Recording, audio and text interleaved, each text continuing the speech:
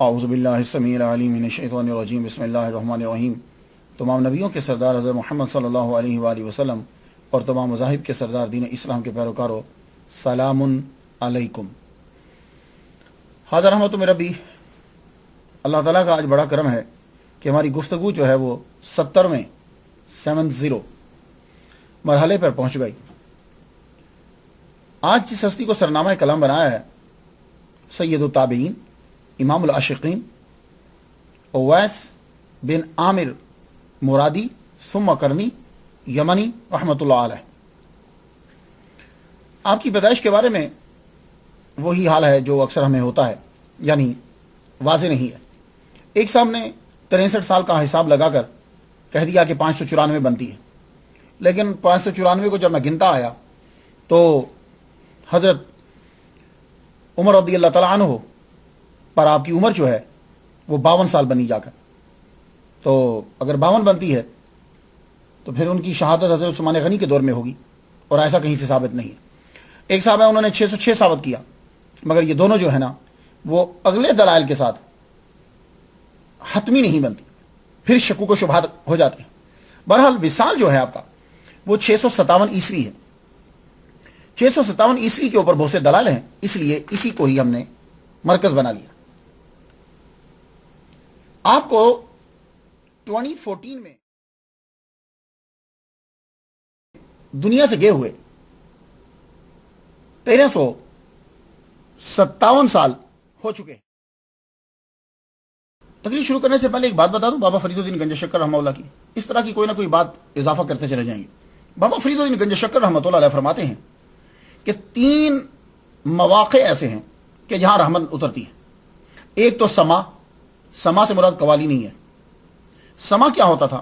باشرع آدمی باوضو ہو کر باشرع آدمی سے، جس کا وضو ہوتا تھا، اس سے وہ کلام سنتے تھے کہ جس سے تڑپ انسان کے اندر پیدا ہوتی تھی، خدا کی محبت اور حضور کی محبت زیادہ ہوتی تھی۔ یہ ہے سما۔ تو وہ کہتے ہیں کہ سما کے وقت اور جب اولیاء کا ذکر لکھا جا رہا ہو اور جب اولیاء کا ذکر سنایا جا رہا ہو تو معلوم یہ ہوا کہ اولیاء کا ذکر لکھنا تب بھی رحمت، اولیاء کا ذکر سننا تب بھی رحمت۔ تو میں نے لکھا اور آپ لوگ سن رہے ہیں، چلیے گفتگو کو آگے بڑھاتے ہیں۔ اور ہمارا طریقہ جو ہے وہ آپ جانتے ہی ہیں، سب سے پہلے ہم نام پہ ذرا گفتگو کر لیتے ہیں، بہت ساری چیزیں ہم پر آیا ہو جاتی ہیں۔ آپ کا نام جب ہم لیتے ہیں تو اس میں ایک ٹائٹل جو حضور صلی اللہ علیہ وآلہ وسلم نے آپ کو عطا کیا، خیر التابعین، تمام ٹائٹل سے سب سے بڑھ کر، کیوں؟ اس لیے کہ محمد مصطفیٰ صلی اللہ علیہ وسلم نے عطا فرمایا۔ یہ خیر التابعین جو ہے میرے نبی نے آپ کو ٹائٹل دیا۔ اس کا مطلب سمجھانے کے لیے ضروری ہے کہ میں پہلے آپ کو یہ بتلا دوں کہ صحابی کسے کہتے ہیں اور تابعی کسے کہتے ہیں۔ دونوں کی ڈیفینیشن سمجھ میں آ جائے گی تو پھر خیر التابعین بھی سمجھ میں آ جائے گا۔ صحابی کسے کہتے ہیں؟ تو صحابی وہ ہستی ہے کہ جس نے ایمان کی حالت میں حضور صلی اللہ علیہ وآلہ وسلم کی صحبت اختیار کی، ملاقات کی۔ اس میں دیکھنے کی شرط نہیں ہے کیونکہ کچھ نبینا بھی ہیں، تو ملاقات کی، صحبت اختیار کی اور ایمان کی حالت میں دنیا سے چلا گیا۔ کیونکہ بہت سے آدمی ہیں کہ جنہوں نے حضور سے ملاقات تو کی، ایمان بھی لائے تھے، لیکن ایمان کی حالت میں دنیا سے گئے نہیں۔ تو تابعی اسے کہتے ہیں کہ جس نے ایمان کی حالت میں کسی صحابی کی زیارت کی ہو، ملاقات کی ہو، صحبت اختیار کی ہو اور ایمان کی حالت میں دنیا سے گیا ہو۔ اب بات سمجھ آ گئی؟ تو حضرت اویس قرنی رضی اللہ تعالیٰ عنہ، آپ نے حضور صلی اللہ علیہ وآلہ وسلم کا زمانہ، ظاہری زمانہ پایا ہے، لیکن ملاقات نہیں کر سکے۔ اس لیے آپ تابعی ہیں کہ آپ نے صحابہ کا دیدار کیا ہے۔ صحابہ کا دیدار نہیں بلکہ صحابہ جو ہیں وہ آپ کا دیدار کرنا چاہتے تھے۔ ایسے تابعی ہیں کہ صحابی آپ کا دیدار کرنا چاہتے ہیں، اور عام صحابی نہیں، وہ صحابی کے جس کی زبان کے اوپر رب تعالیٰ بولتا ہے، ان الرحمن ینطق علی لسان عمر۔ حضرت عمر رضی اللہ تعالیٰ عنہ آپ سے ملنے کے مشتاق رہتے تھے۔ بات کچھ سمجھ میں آ گئی؟ تو یہ خیر التابعین ہے۔ اب خیر کا معنی کیا ہے؟ لفظ خیر تو ہم بولتے ہیں، خیر ہو، آپ کی خیر ہو۔ یہ خیر کا معنی کیا ہوتا ہے؟ خیر کا معنی کسی چیز کا اپنے کمال کو پہنچانا، اور یہ بھی کہا گیا ہے کہ خیر اس میں تفضیل اخیر کا مخفف ہے، جیسے فلانۃ خیرۃ الناس۔ تو ایک گروہ کے نزدیک हजरत उवैस करनी रदी अल्लाह तआला अन्हु सय्यदुत ताबईन है। कोई ऐसा ताबई कि जिसे हुजूर सल्लल्लाहु अलैहि वसल्लम ने खैर कहा हो, कोई ऐसा ताबई जिसे हुजूर सल्लल्लाहु अलैहि वसल्लम ने कहा हो कि इसकी सिफारिश से रबिया और मुदिर की बकरियों जितने मेरे उम्मती जन्नत में जाएंगे। कोई ऐसा ताबई कि जिसके शहर की तरफ हुजूर सल्लल्लाहु अलैहि वसल्लम मुंह करके और अपना सीना मुबारक खोलकर ये कहते हो कि नसीम रहमत, मुझे खुशबू आ रही है दोस्त की। कोई ऐसा ताबई जिसे हुजूर ने कहा हो कि ये मेरा दोस्त है। कोई ऐसा ताबई जिसके लिए हुजूर ने हजरत उमर से कहा हो कि तुम्हारी मुलाकात हो तो उनसे ये कहना कि हमारे लिए बख्शिश की दुआ करें, अपने लिए बख्शिश की दुआ करवाना और मेरा सलाम उनसे कहना। और कोई ऐसा ताबई बकौल रिवायत, एक रिवायत के हुजूर ने अपना खिरका भेजा हो। कोई ऐसा ताबई कि सालों हजरत उमर रदी अल्लाह तआला अन्हु जिसके मुंतजिर रहे हो और उसको देखना चाहते हो। नहीं, हां नहीं। और यकीनन जवाब हजरत उवैस करनी रदी अल्लाह तआला अन्हु का आएगा कि आप हैं वो ऐसे ताबई, तो फिर सैयदुल ताबईन हुए ना। लेकिन इमाम अहमद बिन हंबल रहमतुल्लाह अलैह, बहुत आला मकाम है उनका, हम उनके आगे सर झुकाते हैं। इमाम अहमद बिन हंबल रहमतुल्लाह फरमाते हैं कि अफजल ताबईन जो है वो सईद इब्न मुसय्यब रज़ी अल्लाह तआला अन्हु, ये अफजल ताबईन है। मेरा ख्याल है कि उनकी नजर जो है वो उनके इल्म की तरफ गई होगी, उनके इल्म की तरफ। लेकिन मैं एक बात अर्ज करता जाऊं, सईद इब्न मुसय्यब रज़ी अल्लाह तआला अन्हु हजरत उवैस करनी रज़ी अल्लाह तआला अन्हु से छोटे हैं। आप छोटे हैं उनसे। वो कैसे? इसलिए कि सईद इब्न मुसय्यब रज़ी अल्लाह तआला अन्हु पैदा हुए 642 में मदीना शरीफ के अंदर, हजरत उमर रज़ी अल्लाह तआला अन्हु की शहादत से 2 साल पहले। और उवैस करनी रज़ी अल्लाह तआला अन्हु तो जंग उहद में भी जवान थे। अब आ जाइए, आपका नाम उवैस, उवैस का माना क्या होता है?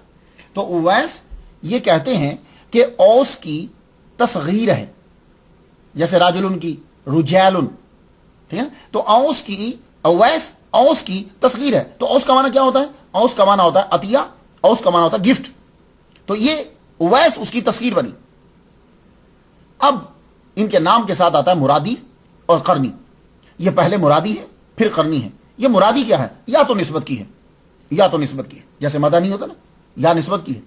तो मुरादी और करनी, ये मुराद और करन, जब आप हजरत उवैस करनी रज़ी अल्लाह तआला अन्हु का शजरा नसब पढ़ेंगे तो आपको दोनों नाम उस शजरा में नजर आएंगे। मुराद भी एक बंदे का नाम और कर्न भी एक बंदे का नाम। तो इस हवाले से अब आपको मालूम है कि उस्तादों के अंदर जो मशहूर उस्ताद हो और खानदान के अंदर जो मशहूर आदमी हो, आदमी गुफ्तगू करते हुए उसी का हवाला देता है।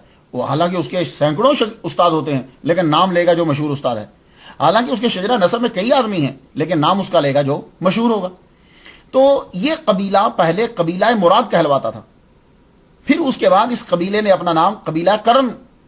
तो इस हवाले से आप मुरादी भी हैं और करनी भी हैं। हुजूर सल्लल्लाहु अलैहि वसल्लम ने आपको आपके दोनों नाम बता दिए थे कि पहले मुराद से फिर करन से। लेकिन एक हुस्न इत्तफाक भी है। ये तो थी ना रीजन के नाम मिल गया। एक हुस्न इत्तफाक क्या है कि आप जिस मोहल्ला में रहते थे उस मोहल्ला का नाम जो है वो भी था कर्न। वो क्यों? इसलिए कि कर्न कहते हैं अरबी के अंदर सींग को। सींग होता ना, बैल के सींग देंगे, उस सींग को जो है वो कर्न कहते हैं। तो जब पहली दफा खुदाई करने लगे, जमीन को खोदा गया, खेती बाड़ी करते हैं ना, जमीन खोदते, जमीन खोदने लगे तो नीचे से जो है वो सींग निकला। तो कहने लगे चलो इस करिया का नाम कर्न पड़ गया। तो चूंकि हजरत उवैस करनी रज़ी अल्लाह तआला अन्हु उस मोहल्ला में रहते थे इसलिए आपके नाम का हिस्सा बन गया करनी, वो आदमी के जो कर्न मोहल्ले के अंदर रहता है। बात को समझ में आ गई। इसके बाद यमन आता है। ये यमन जो है ये एक मुल्क है। अब इसका नाम अल जमहूरिया यमनिया है। 2011 में जब मर्दमशुमारी हुई तो 2,38,33,000 पॉपुलेशन थी, इसकी बंदे थे। यमन का माना होता है ऑन द राइट साइड। कहते हैं कि इस शहर के आसार जो हैं वो 5,000 साल कबल मसीह के। कबल मसीह क्या था? हजरत ईसा अलैहिस्सलाम से भी 5,000 साल पहले के आसार इसके हैं। God knows better. मैं आपको बता रहा हूं, जो लोग जो हैं वो बताते हैं, कहते हैं कि 5,000 कबल मसीह इसके आसार हैं, यानी यहां रहा करते थे लोग। लेकिन जब हजरत उवैस करनी रज़ी अल्लाह तआला अन्हु वहां रह रहे थे उस वक्त वहां हुकूमत थी ईरान की, खुसरो परवेज की, और उसका नुमाइंदा जो है वो बाजान वहां का हाकिम था हकीकी तौर पर। اب آ جائیے گفتگو کو کچھ آگے بڑھا دو کہ جس طرف میرے سامعین سننا چاہتے ہیں کہ حضرت اویس قرنی رضی اللہ تعالیٰ عنہ اگر حضور صلی اللہ علیہ وسلم کے دور میں ہیں تو اسلام کب قبول کیا؟ ان کو مسلمان کس نے بنایا؟ انہوں نے کلمہ کیسے پڑھا؟ تو بھائی جس طرح کے سوال آپ کے ذہن میں ہے نا، اسی طرح کے سوال میرے ذہن میں بھی اٹھے. اب میں ریسرچ کرنے لگا. آپ کو معلوم ہے کہ پچھلا لیکچر اور اس لیکچر میں کتنا گیپ آ گیا ہے. وہ یہی میں ریسرچ کر رہا تھا کہ بھئی پتہ چلے کسی آدمی کا. لیکن کیا کریں کہ جو لکھنے والے ہیں وہ تب لکھنا شروع کرتے ہیں کہ جب آدمی مشہور ہو چکا ہوتا ہے، اس وقت لکھنا شروع کرتے ہیں. تو تب کے حالات ہمیں ملتے ہیں، پیچھے کے حالات نہیں ملتے. تو حضرت اویس قرنی رضی اللہ تعالیٰ عنہ کے بارے میں جو میں جان چکا ہوں وہ میں آپ کی نظر کرنا چاہتا ہوں. حضرت اویس قرنی رضی اللہ تعالیٰ عنہ یعنی آپ کے ابا کے سب سے بڑے بھائی، جسے آپ تایا کہتے ہیں، اچھا وہ جو بڑے بھائی تھے وہ ان کا کام یہ تھا کہ وہ یہ جو چھوٹے چھوٹے علاقے تھے عرب کے، وہاں وہ مال بیچنے کے لیے لے جاتے تھے. اور جو تاجر ہوتا ہے نا اس کے تعلقات وہاں کے بڑے لوگوں کے ساتھ ہوتے ہیں. یہ جایا کرتے تھے مکہ کے اندر، یہ جایا کرتے تھے مدینہ کے اندر. مدینہ تب نام نہیں تھا، وہاں جاتے تھے. اور ان کی دوستی یہودیوں کے ساتھ ہوتی. وہ کس لیے؟ اس لیے کہ یہودی مال لیتا تھا، وہی مال بیچتا تھا. ایک مرتبہ ان کے چچا جب گئے، عام الفیل کی بات ہے یہ، حضور صلی اللہ علیہ وآلہ وسلم کے پیدا ہونے میں بس یہ 50-55 دن ہی آپ کہہ لیں، بلکہ کچھ کم دن ہوں گے. ایک دم وہ یہودی گفتگو کر رہا، کہتا ہے میں آج تمہیں نئی بات بتاؤں. وہ جو آخری نبی آنے والا تھا نا، ایک ستارہ طلوع ہو گیا ہے، اور وہ ستارہ اس بات کی علامت ہے کہ آخری نبی جو ہے وہ پیدا ہونے والا ہے. اب حضرت اویس قرنی کے چچا نے دلچسپی لی ذرا. کیوں؟ یہودی لوگ جو ہے وہ پڑھے لکھے تھے. اس دور کے لوگ یہ سمجھتے تھے کہ یہ پڑھے لکھے ہیں، ان کے پاس کتابیں ہیں، ڈیوائن بکس یہ رکھتے ہیں. کہنے لگے اچھا بھائی کچھ کیا ان کے بارے میں کیا ہے؟ تو وہ بتانے لگے کہ یہ آخری نبی جو ہیں نام ان کا جو ہے وہ محمد ہوگا، وہ اپنی زبان میں جو بتایا اس نے، اور یہ کھجوروں والی زمین میں بھی آئیں گے ہجرت کر کے. یہ سارا ہماری کتابوں میں لکھا ہوا ہے. اور ان کی مہر نبوت ہوگی، 2 کندھوں کے درمیان نشان ہوگا، وہ مہر نبوت ہے، وہ آخری نبی ہے. نشانی ان کے بتانے لگے کہ آنکھوں کے اندر لال ڈورے ہوں گے. یہ حضور پاک کی نشانی تھی، یہ بات یاد رکھیے گا. لال ڈورے عام لوگوں کے بھی ہوتے ہیں، لیکن جب کوئی بیماری ہو یا نشہ کریں، میرے نبی کے ویسے ہی تھے. تو انہوں نے یہ چیزیں ساری جو ہے وہ بتلائیں. تو حضرت اویس قرنی رضی اللہ تعالیٰ عنہ کے تایا نے وہ باتیں بڑی غور سے سنی اور دلچسپی پیدا ہوئی. واپس جب آپ آئے تو آپ نے آ کر اپنے بھائی کو اور اپنی فیملی کو بتایا. تو محمد مصطفیٰ صلی اللہ علیہ وآلہ وسلم کی تشریف آوری ہوئی. آپ نے اعلان نبوت کر دیا. جب آپ نے اعلان نبوت کیا تو اویس قرنی رضی اللہ تعالیٰ عنہ کے ابا جی بھی مسلمان ہو گئے، انہوں نے کلمہ پڑھ لیا.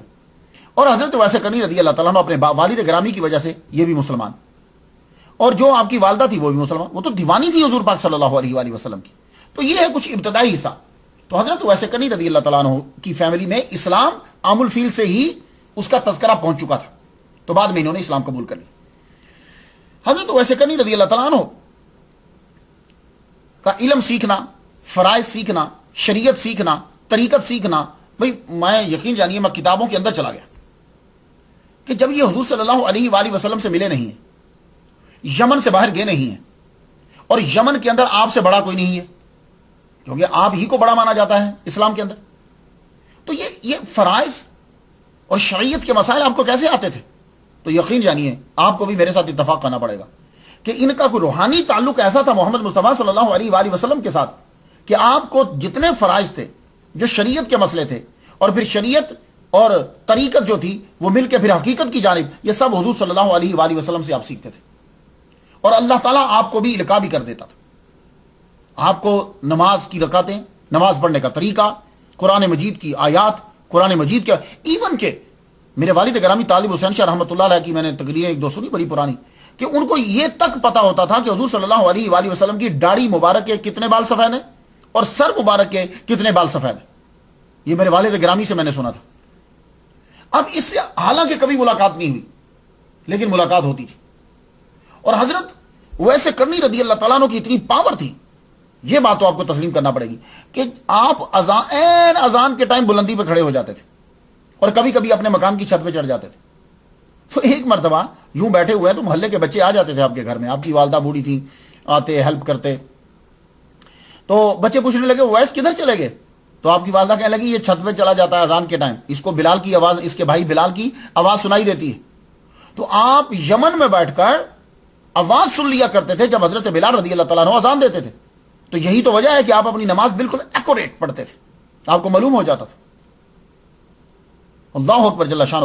تو علم آپ کے پاس آیا، وہ علم اللہ تعالیٰ نے محمد مصطفیٰ صلی اللہ علیہ وآلہ وسلم کے ذریعے سے، اور خود اللہ تعالیٰ نے القاء کیا۔ اللہ اکبر جل شانہ۔ اب طرز زندگی پہ ذرا تھوڑا سا جو مجھے کتابوں سے ملا ہے میں آپ کی نظر کر دوں۔ آپ کے والد گرامی کا انتقال تو ہو گیا، آپ چھوٹے سے تھے، یتیمی کی حالت میں پرورش، اللہ اکبر جل شانہ۔ تو پرورش پا رہے ہیں، بڑے ہوتے ہیں، جو کچھ کر سکتے ہیں بیچارے۔ آپ کا ذریعہ معاش کا تھا، زندگی کے مختلف دور کے اندر آپ نے مختلف جو ہے نا وہ مزدوری کی، مختلف کام کی کہ جس سے آمدن ہو، میں اپنی ماں کے لیے کپڑے بنا سکوں، میں اپنی ماں کی زندگی میں اس کی مدد کر سکوں۔ تو ایک کام جو آپ نے شروع کرا وہ ایک ہے اونٹ چرانا۔ یہ اونٹ چرانے کا کام آپ نے جو ہے، اور ایک ان میں سے ہے گٹھلیاں چننا، گٹھلیاں، یہ جو ڈیٹ سیڈز ہوتی ہیں، کھجوروں کی گٹھلیاں، یہ چننا، اور ایک یہ ہے کہ دری بنانا۔ یہ ذریعہ معاش آپ نے اپنی زندگی کے اندر جو ہے وہ اپنائے۔ اونٹ چرانا آپ نے اپنی والدہ کے لیے، جب بڑے ہو گئے پھر آپ نے لوگوں کے اونٹ چرانے شروع کر دیے۔ اونٹ چرانے کے اندر آپ کو بڑی آسانی ہوتی تھی، حالانکہ ہمارے لیے بکریاں چرانا اور اونٹ چرانا مشکل ہوتا ہے، لیکن ان کے لیے بڑی آسانی ہوتی تھی۔ جانتے ہو کیوں؟ اس لیے آسانی ہوتی تھی کہ جب وہ اونٹ لے کر چلے جاتے تھے باہر، بکریاں لے کے چلے جاتے تھے، تو ان کو چھوڑ دیتے اور خود عبادت میں مصروف ہو جاتے۔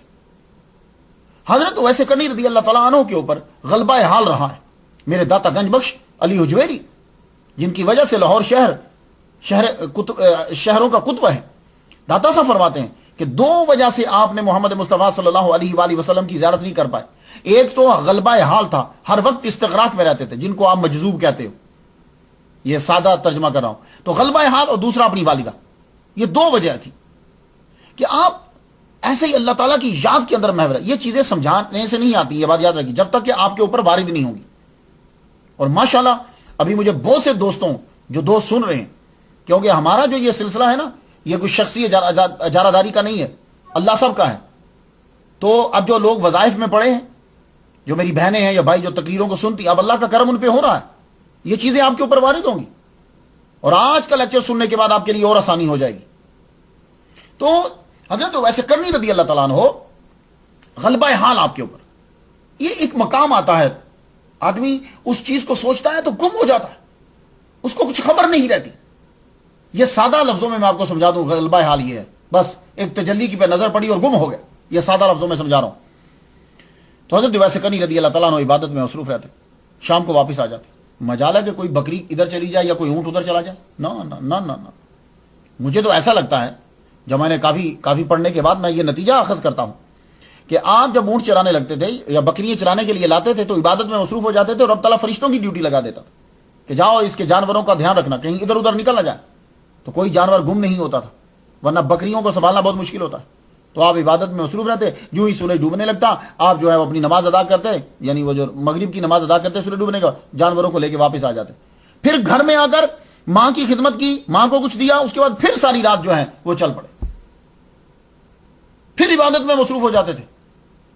اللہ اکبر جل شانہ، کمرے میں چلے جاتے یا چھت کے اوپر چلے جاتے، عبادت میں لگے رہتے، عبادت ساری رات گزر جاتے۔ تو اونٹ چرانا جو ہے، آپ خور و نوش، سارا یہ ذریعہ جو خور و نوش کا ہے، یہ خرد و نوش نہیں ہوتا، اکثر ہم بولتے ہیں یہ خور و نوش ہوتا ہے۔ تو خور و نوش جو ہے، اس کا انتظام جو ہے وہ آپ یوں کرتے، گٹھلیاں چننا۔ حضرت ویسے کرنی رضی اللہ تعالیٰ عنہ دوسرا کاروبار کیا تھا، یعنی کاروبار کیا کہیں گے کہ دوسری مزدوری کیا کرتے تھے آپ، گٹھلیاں چننا۔ وہ گٹھلیاں چننا کیا ہوتا؟ لوگ اکثر کھجوریں کھانے کے بعد گٹھلی پھینک دیتے، گٹھلی جب پھینک دیتے ہیں تو آپ ان گٹھلیوں کو چنا کرتے تھے۔ تو گٹھلیوں کو چنتے کیوں تھے؟ دھونے کے بعد یا ویسے ہی وہ گٹھلیاں جو ہیں وہ آپ بیچ دیا کرتے تھے۔ وہ گٹھلیاں جو ہیں وہ اینیمل فیڈ ہے، اونٹوں کو کھلایا کرتے تھے۔ اب کچھ لوگوں کے ذہن میں یہ بات آئے گی کہ یہ کیسے ہو سکتا ہے، یہ بھی کوئی کاروبار ہے؟ ہاں، ملیشیا کی یونیورسٹی میں اس پر بڑی ریسرچ ہوئی، یہ بڑی اینیمل فیڈ ہے، زبردست سورس ہے یہ اینیمل فیڈ، اور اس کے اندر سے بہت ساری چیزیں نکلتی۔ تو جدید ریسرچ جو ہوئی ہے، کہتے ہیں ڈیٹ سیڈز اور traditionally used for animal feed, پچھلے دوروں میں بھی استعمال ہوتا تھا، اب بھی یہ استعمال ہوتی، اس سے آئل بھی نکالا جاتا ہے، مہنگا ہوتا ہے، اس کو پریس کرنے کے بعد اس سے آئل نکلتا ہے کھجور کی گٹھلی سے، تو ظاہر آپ جو کھائے گا اس میں بھی جائے گا. اور اس کے اندر calcium, iron, copper, magnesium, zinc, phosphorus یہ اس کے اندر ہوتا ہے. اور یہ کھجور کی کبھی کافی پی آپ نے؟ کافی اصل میں بیج ہوتے ہیں، ان کو بھونا جاتا ہے، بھوننے کے بعد پھر اس کو گرائنڈ کرتے ہیں، پھر وہ کافی بنتی ہے. رائٹ؟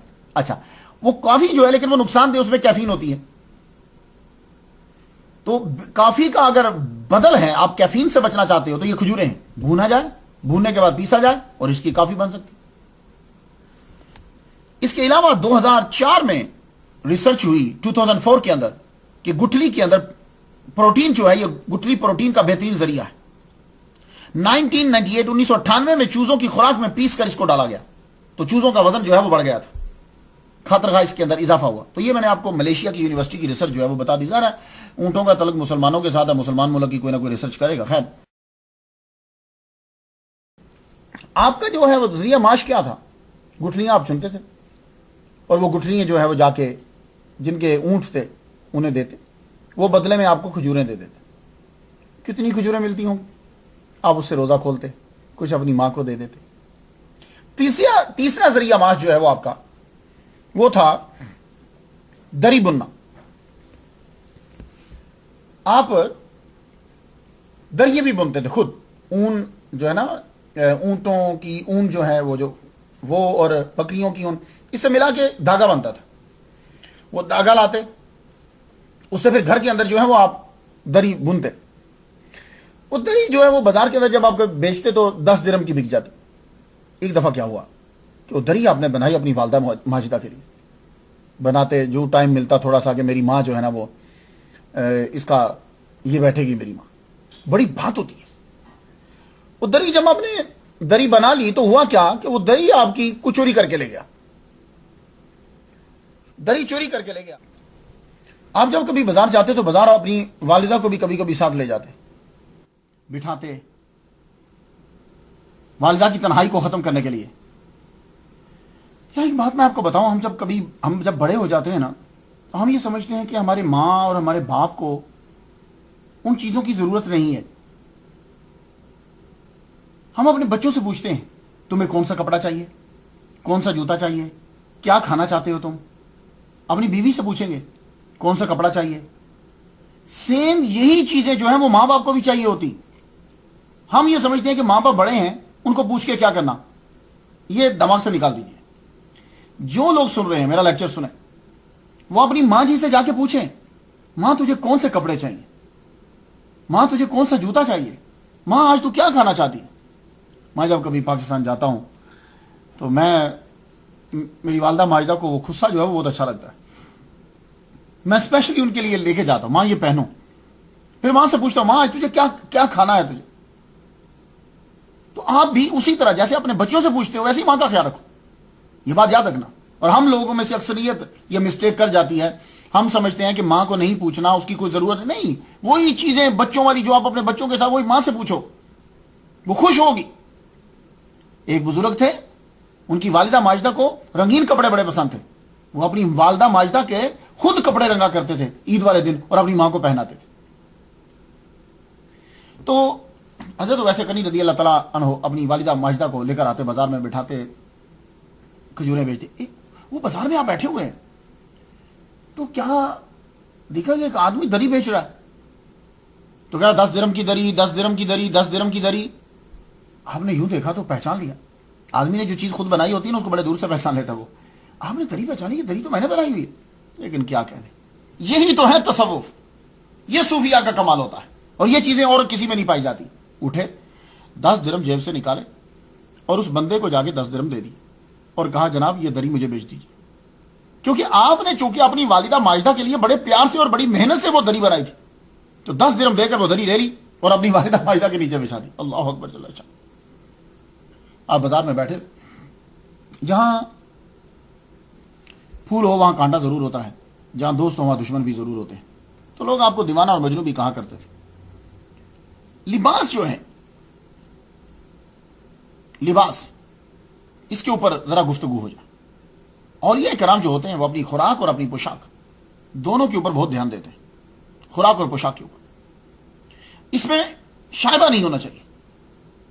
خوراک میں اور پوشاک میں دونوں میں شائبہ ہو جائے تو صوفی کی زندگی پہ اثر پڑتا ہے, اس کے روز مرہ, اس کی عبادت کے اوپر, روز مرہ ایون کے سوچ کے اوپر بھی اثر پڑتا ہے. اس لیے صوفی ان چیزوں کے اوپر بڑا دھیان دے گا. میں دیکھنے لگا کہ حضرت ویسے کرنی رضی اللہ تعالیٰ عنہ کون سا لباس پہنتے تھے, تو پتہ یہ چلا کہ آپ کے دو کپڑے ہوتے تھے.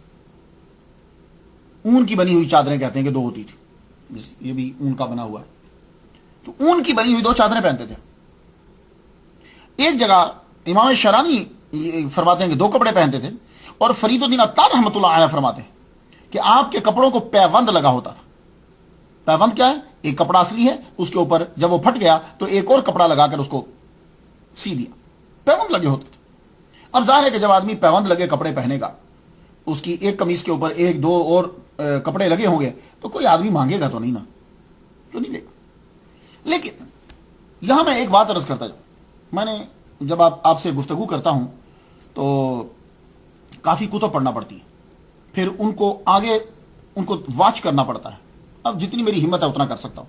اکثر مجھے میرے پیج کے اوپر فیس بک میں اور ویسے بھی ای میلز میں کچھ لوگوں کے پیر صاحب ہیں, وہ کہتے ہیں کہ جناب مختار شاہ صاحب یہ ہمارے پیر صاحب کے بارے میں, ان کے بارے میں بھی بولیے, ان کے بارے میں بھی بولیے. ایک لمبی لسٹ ہے میرے پاس, ابھی سن لیجیے آپ سب لوگ, ایک لمبی لسٹ ہے. میں یہ چاہتا ہوں کہ میں 365 کم از کم اولیاء کرام جو ہے وہ بیان کر دوں, تاکہ سننے والے کو روز کا ایک ولی کامل جو ہے وہ مل جائے. تو وہ لسٹ میں ہے, لیکن اس کے لیے اسٹڈی کرنا پڑتی ہے. یہ نہیں ہوتا کہ کوئی آدمی مجھے بولے گا تو میں بولنا شروع کر دوں گا, نہیں. میں اس کی ایک ایک حصے کے اوپر میں جتنا میں اپنے بار بار یہ میں کہہ رہا ہوں جتنی میری عقل ہے اور میرے سورسز ہیں, میں اس پہ ریسرچ کرتا ہوں, پھر اسے 3 مرتبہ لکھتا ہوں. تیسری مرتبہ جو ہے یا دوسری یا تیسری مرتبہ جا کر پھر میں آپ کے سامنے جو ہے وہ گفتگو کرتا ہوں. تو یہ آپ جب مجھے اب نام بھیجتے ہیں تو میں اس کو لسٹ میں لکھ لیتا ہوں, پھر ہم اس کو دیکھتے ہیں کہ کس جگہ پہ اور کب اس کی جو ہے وہ باری آئے گی. لباس کے بارے میں نے جب پڑھا کہ بھئی آپ کیا لباس پہنتے تھے, تو ان کتابوں کے اندر ایک بات یہ آئی کہ چیتھڑے پہنتے تھے. وہ ویسے کرنی رضی اللہ تعالیٰ عنہ چیتھڑے یعنی کچرے کے اوپر, کچرے کے ڈھیر پر لوگ جو ہیں وہ کپڑے پھینک دیا کرتے تھے, تو حضرت ویسے کرنی رضی اللہ تعالیٰ عنہ وہاں سے چیتھڑے اٹھا کر لاتے, ان کو جا کے دھوت کے چیتھڑے جوڑ کے تو وہ کپڑے پہن لیا کرتے تھے. اور اس کے ساتھ ہی پھر یہ لکھا کہ آپ گری ہوئی کھجوریں اٹھا لیا کرتے تھے, اسے کھاتے تھے. اور ایک صاحب نے تو کمال کر دیا کہ روڑی کے اوپر جو کھجوریں گری ہوتی تھی اسے اٹھا لیتے تھے. اب مجھے معلوم نہیں کہ انہوں نے یہ کیا ثابت کرنا چاہتے ہیں, چیتھڑے آپ پہنتے تھے یا گری ہوئی کھجوریں کھاتے تھے, اسے کیا ثابت کرنا چاہتے ہیں؟ کیا یہ ثابت کرنا چاہتے ہیں کہ ان کی بنا پر ان کو مجنون اور دیوانہ کہا جاتا تھا؟ نہیں. آپ کو مجنون اور دیوانہ یہ لوگ اس لیے کہتے تھے کہ آپ چیتھڑے پہنتے تھے, یہ کوئی ضروری نہیں ہے. آپ کو مجنون اور دیوانہ کیوں کہتے تھے میں آپ کو بتاتا ہوں. دیوانہ کہنے کی وجہ کیا ہے؟ دیکھیے, ایک روٹین میں جو کام ہو رہا ہو اس سے ہٹ کر جو کوئی آدمی کام کرتا ہے تو کہتے ہیں دیوانہ ہے, پاگل ہے. اب اس دور کے اندر کیا ہو رہا تھا, ایرانیوں کی حکومت تھی, لوگ جو ہیں عرب والے بھی بت پرست ہیں. تو کیا ہوتا تھا کہ وہ جب پوجا کرتے تھے وہ کسی نہ کسی کو سامنے کھڑا کر لیتے تھے, جو بھی ان کا بھگوان, جو بھی بت ہے. حضرت ویسے کرنی رضی اللہ تعالیٰ عنہ جب عبادت کرتے تھے تو آگے کوئی بھی نہیں ہوتا تھا. ان سب کے لیے یہ نئی چیز تھی, تو یوں دیکھتے تھے کہ سامنے تو کوئی بھی نہیں ہے, یہ کس کی پوجا کر رہے ہیں, یہ کس کو دیکھ رہے ہیں, تو یہ دیوانہ تو نہیں ہے, یہ پاگل تو نہیں ہے. میری بات کو سمجھ میں آئی؟ تو اس دور کے اندر یہ تھا کہ سامنے کچھ ہو تو سجدہ کرو, اور جب اس دور کے اندر کوئی ایسی چیز کو ہستی کو سجدہ کر رہا ہے جو سامنے نظر نہیں آ رہی تو لوگ کہتے ہیں پاگل ہے. اور اس کے علاوہ غلبہ حال رہتا آپ کے اوپر, آپ کم بولتے, کم کھاتے, کم سوتے, تو لوگ یہ کہتے ہیں کہ یہ تو دیوانہ ہے. اس کی دلیل دو. محمد مصطفیٰ صلی اللہ علیہ وآلہ وسلم کو کیا کہا تھا لوگوں نے کہ تو مجنون ہے؟ تو ناؤز باللہ کیا ہمارے نبی صلی اللہ علیہ وسلم جو ہے معاذ اللہ کیا پاگل تھے؟ نہیں. وہ کام کر رہے تھے کہ جو اس دور سے ہٹ کے تھے, ان کے نہیں تھے, تو وہ آپ کو مجنون کہہ دیتے تھے. تو حضرت ویسے کرنی رضی اللہ تعالیٰ عنہ آپ ہمہ وقت عبادت میں مصروف رہتے, اور عبادت میں اتنے مستغرق ہو جاتے کہ بچے آتے اور آپ کی کھجوریں اٹھا کے لے جاتے, بچے آتے دودھ رکھا ہوتا وہ اٹھا کے پی جاتے, بچے آتے کوئی درم پڑا ہوا ہے تو وہ اٹھا کے لے جاتے. پر آپ اپنی عبادت میں اتنے منہمک ہوتے کہ آپ بچوں کو کچھ کہتے ہی نا, تو وہ سمجھے دیوانہ ہے یار, جو مرضی چیز اس کی اٹھا لو. کچھ سمجھ میں آئی بات؟ تو ورنہ مسلمان تو آپ کی عزت کرتے تھے. قبیلہ جوفی کے سردار نے تو یہ کہا تھا کہ یہ ہمارے قبیلے کا سردار ہے, تو کیا دیوانوں کو سردار بنائیں گے؟ نہیں. ایک بات یاد رکھ لیجیے، جتنے ہمارے لسنرز ہیں، صوفیہ وہ مشکوک کھانا اور مشکوک چیز کے قریب تک نہیں جاتے جب تک کہ کھانا کلیئر نہ ہو جائے. یہ بات یاد ہے. ابو علی شاہ قلندر، میرے والد گرامی نے فرمایا تھا کہ ابو علی شاہ قلندر کے والد گرامی، آپ جب جا رہے تھے، آپ کی شادی ہوئی، آپ رستے میں جا رہے تھے کہ دانا گرا ہوا آپ نے اٹھا کے کھا لیا. 40 دن تک آپ اپنی زوجہ محترمہ کے پاس نہیں گئے تھے کہ پتہ نہیں یہ دانا جو نیچے سے اٹھایا ہوا میں نے کھایا ہے یہ کس کا تھا، کہاں سے آیا تھا. کچھ سمجھ میں آ رہی بات؟ کہاں سے آیا تھا؟ اور 40 دن تک چونکہ لقمے کا اثر رہتا ہے، اب 40 دن تک نہیں گئے. تو ایسے لوگوں کے بیٹے پھر ابو علی شاہ قلندر، لال شہباز قلندر، یہ پھر ایسے لوگوں کے باپ بیٹے پیدا ہوتے. ہمارے غوث پاک عبد القادر گیلانی رحمۃ اللہ، ان کے ابا جی، آپ نے دریا سے بہتا ہوا سیب کھایا تھا تو کتنے سال پھر مزدوری کی تھی؟ 8 سال. تو بھائی صوفیہ کرام جو ہوتے ہیں وہ مشکوک اگر کہیں کھانا ہو جائے تو پھر خوراک اور پوشاک دونوں پہ دھیان دیتے. اب یہاں میں ایک قرآن سے دلیل دے جاؤں تاکہ آپ لوگوں کو یقین ہو جائے. بھائی یہ جو برین ہے، یہ دماغ جو ہے، یہ بھی تو کچھ چیز مانگتا ہے نا. سورہ کاف پڑھی آپ نے؟ سورہ کاف جو ہے یہ جمعہ کے دن ضرور پڑھا کریں، میرے نبی کا فرمان ہے، دنیا کے سچے ترین انسان نے کہا اسے ضرور پڑھا کریں، نور تک، اگلے جمعے تک آپ نور میں رہیں گے. تو بھائی محمد مصطفیٰ صلی اللہ علیہ وآلہ وسلم نے جو سورہ کاف کہا، اس سورہ کاف کے اندر ایک بات بتاؤں، وہ جو سلیپر آف کیو ہیں، سلیپر آف کیو، وہ جب 309 سال کے بعد اٹھے تھے تو کیا بولا تھا انہوں نے؟ جائیے قرآن پڑھیے. انہوں نے ایک سکہ دیا اور سکہ دینے کے بعد کہنے لگے جاؤ بازار جاؤ، فَلْيَنْظُرْ أَيُّهَا أَزْكَىٰ طَعَامًا، بازار جا کر تلاش کرو کہ سب سے پکیزہ کھانا کون سا ہے. تو وہ حضرت عیسیٰ علیہ السلام کے اس مذہب کے صوفیہ تھے. تو انہوں نے سب سے پہلے کھانے پہ دھیان دیا، کیونکہ کھانا انسان کی باڈی پر، انسان کی سوچ پر، انسان کی عبادت پر اثر انداز ہوتا ہے. میں نہیں مانتا کہ حضرت ویسے کنی رضی اللہ تعالیٰ عنہ گری پڑی چیزیں اٹھا کر کھا لیتے تھے، وہ تو صوفیہ کے بادشاہ ہیں. اب 2 دلیلیں دیتا ہوں میں آپ کو، بغیر دلیل کی اگر بات کریں گے تو پھر لوگ مانیں گے نہیں. 2 دلیلیں دیتا ہوں. 3 روز سے آپ نے کچھ کھایا نہیں، اکثر روزہ سے رہتے تھے، بھوک تو لگ جاتی ہے نا آدمی کو، انسان کا پیٹ ہے، جسم تو ہے. آپ رستے سے جا رہے ہیں، جاتے ہوئے آپ کو یہ پیاز ہوتا ہے نا، آنین، تو آنین جو ہے نا وہ اس کی ڈلی ملی تو آپ اٹھانے لگے، پھر آپ نے رکھ دی. کہا نہیں، مشکوک ہے، معلوم نہیں، کنفرم نہیں. تھوڑی دیر آگے گئے تو آپ کے سر کے اوپر سے پرندہ اڑتا ہوا جا رہا ہے اور آگے جا کے اس کے سامنے جا کر اس نے روٹی جو ہے وہ نیچے پھینک دی. تو آپ کو پتا وہاں ریت ہوتی تھی، آپ نے روٹی اٹھائی، اسے جھاڑا، روٹی پکڑی تو سوچ رہے تھے، کیونکہ آپ کی عادت ہے سوچ رہے ہیں، تو آواز آتی ہے یہ اللہ تعالیٰ نے حلال روزی تمہیں دی ہے، فکر نہیں کرو، کھاؤ اسے. تو آپ نے اسے روٹی کو جو ہے نا وہ کھایا. پھر ایک اور دلیل دیتا ہوں، یہ جو ابھی دلیل دی ہے یہ ذکر اویس کتاب کا نام ہے، اس کے صفحہ 200 کے اوپر ہے. دوسری دلیل سنیے، 13 روز تک پھر کچھ نہیں ملا. اکثر آپ کے گھر میں بھی چولہا نہیں جلتا تھا، کھجور ملتی ہے، کھجور کھا لی، ماں کی جی کو کچھ دے دیا. چولہا تبھی کبھی آپ کے گھر میں جلتا تھا جب والدہ کے لیے کوئی دوائی بنانا ہوتی تھی، ورنہ کھجور کھائی، روزے رہے، کچھ ملا تو کھجور کھا لی. 13 روز گزر گئے. 13 روز کے بعد آپ یوں گزر رہے ہیں، رستے میں آپ کو چمکتا ہوا دینار ہوتا سونے کا تھا، سونا آپ کو پتا ہے جب لائٹ پڑتی تو چمکتا ہے، چمکتا ہوا دن آپ نے اٹھایا نہیں، کہا مشکوک ہے. بھوک شدید لگی ہوئی، قریب سے ایک آدمی گزرا، آدمی گزرتے ہی اس نے یوں آپ کو روٹی پکڑائی، اور روٹی پکڑا تو اسے معلوم تھا کہ کیا ہے، کہنے لگا یہ حلال ہے، اللہ نے بھیجی ہے تمہارے لیے، کھاؤ اسے. آپ نے روٹی پکڑ لی، روٹی جب پکڑی تو پھر بندے کی طرف جب دیکھا تو بندہ وہاں سے غائب، بندہ ہے نہیں، نظر ہی نہیں آ رہا، چاروں طرف کہیں بندہ نظر نہیں آیا. تو آپ نے اس کو غیبی رزق سمجھ کر اسے کھایا. تو اس لیے میرا موقف یہ ہے کہ حضرت ویس کرنی رضی اللہ تعالیٰ عنہ کچرے سے، اللہ معافی دے، کچرے سے، چیتھڑے اور کچرے سے کھانا اٹھا کر نہیں کھاتے تھے، کیونکہ صوفی جو ہوتا ہے وہ مشکوک کھانا کبھی نہیں کھاتا.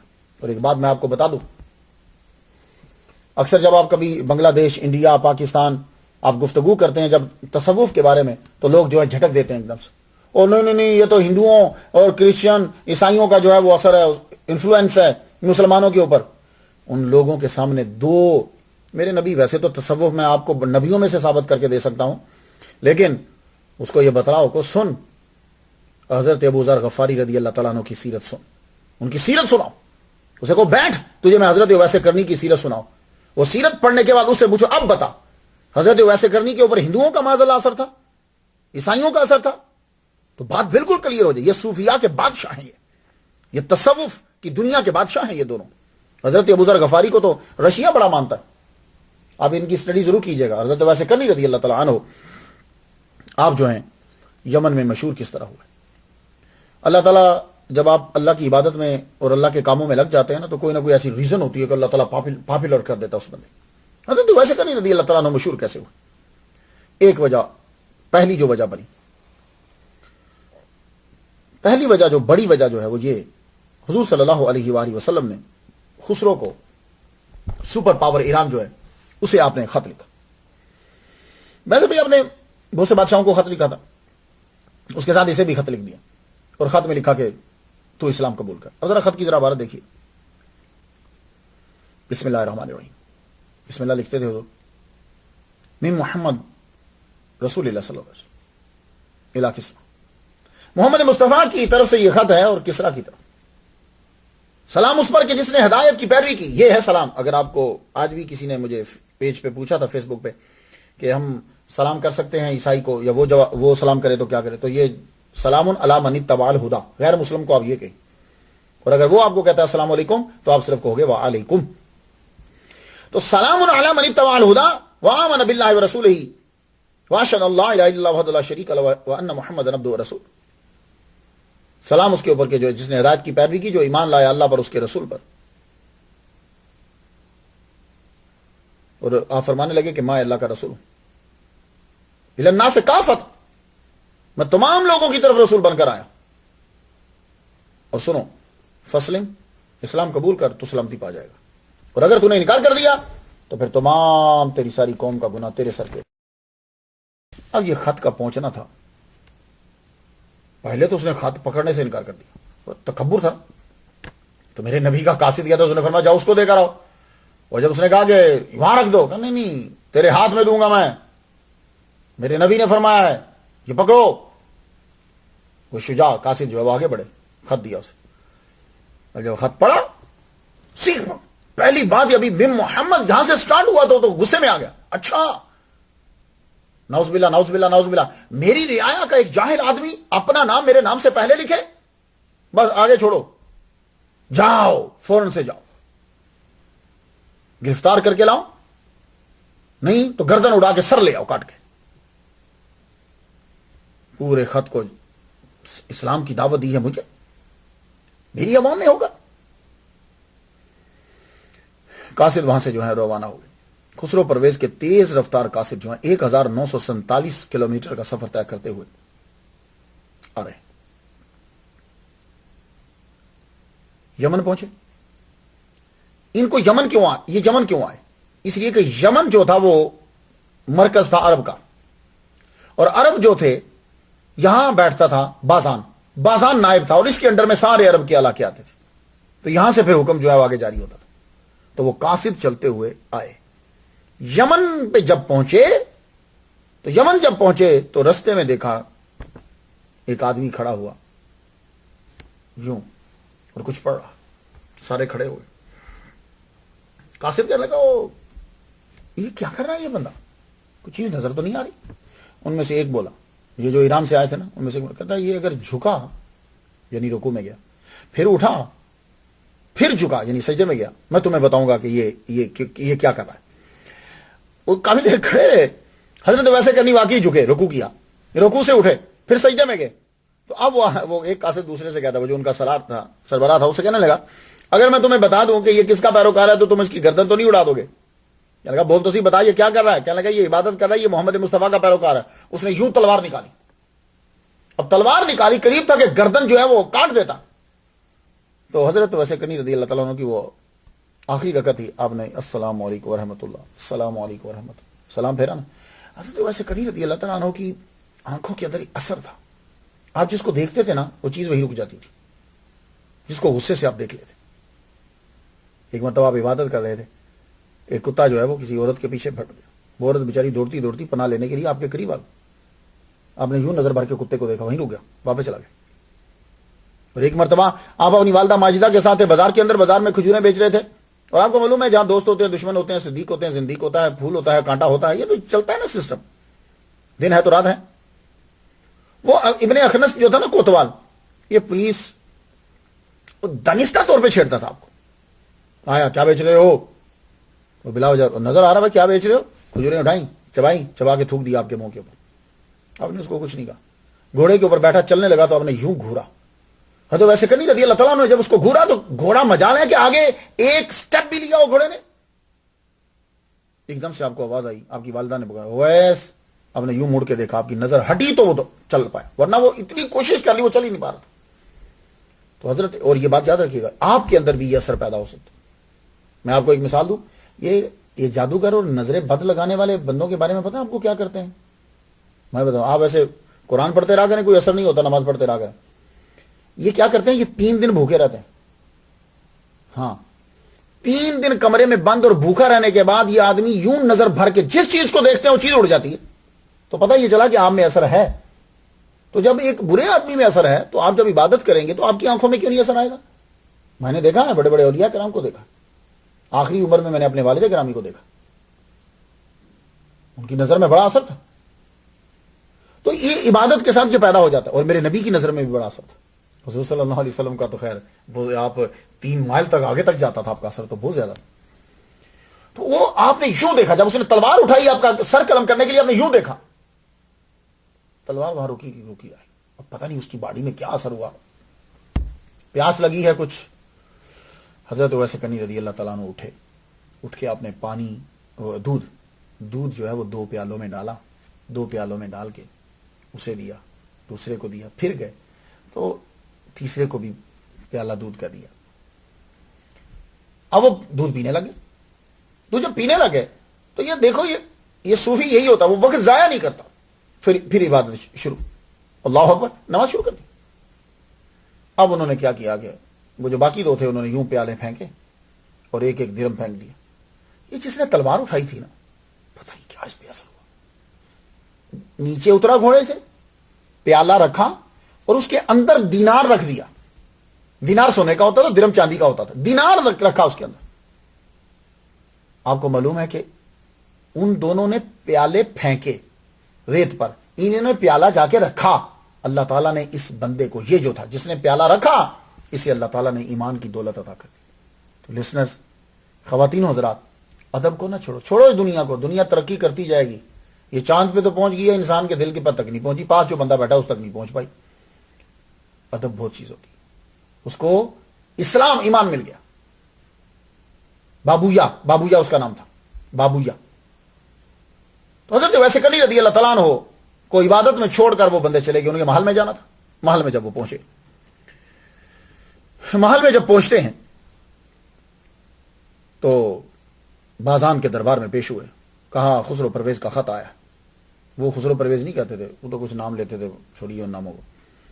بادشاہ کا خط آیا، پڑھا جائے. خط میں یہ تھا کہ اس کو فوراً سے گرفتار کیا جائے، اور اگر گرفتار نہیں کر سکتے تو سر کاٹ کے ہمارے دربار میں پہنچایا جائے. بازان کہنے لگا کہ تم رکو، ٹھیک ہے، آرام کرو، تمہیں فیصلہ پہنچا. وہ اتنا لمبا سفر کر کے آئے ہیں، ان کو آرام کے لیے بیٹھا. بازان نے حکم دیا کہ جاؤ، جتنے مسلمان ہیں وہ سارے جو محمد کا احترام کرتے ہیں یا عقیدت رکھتے ہیں، سب پکڑ کے لے آؤ. ابن اخنس کو موقع چاہیے تھا. اس نے کچھ کے مکانوں کو آگ لگا دی. اس نے اپنی دشمنی یوں پوری. حضرت ویسے کرنی کا پتہ کہ آپ ملے نہیں. رات کے ٹائم آپ باہر نکل جاتے تھے اور عبادت میں مصروف ہو جاتے تھے. کسی بندے نے بتا دیا اگر ان کو گرفتار کرنا ہے تو دن کے ٹائم کرو. باقی مسلمانوں کو پکڑ کے وہ لے آیا، بڑا مارا، قید خانے میں بند کر دیا. کوئی اتنی خاص تعداد نہیں تھی، صرف حضرت ویسے کرنی رضی اللہ تعالیٰ عنہ کے اخلاق اور آپ کی محبت اور تبلیغ کی وجہ سے چند لوگ مسلمان ہو گئے تھے یمن میں. حضرت علی رضی اللہ تعالیٰ عنہ کا بھی بڑا اثر تھا یمن کے اندر. یہ بات یاد رکھیں، حضرت علی کو بھی محمد مصطفیٰ صلی اللہ علیہ وسلم نے اپنے دور کے اندر بھیجا تھا. تو اس لیے یہاں اسلام جو ہے وہ کافی پھیلا ہوا، صحابہ کا آنا جانا رہتا تھا.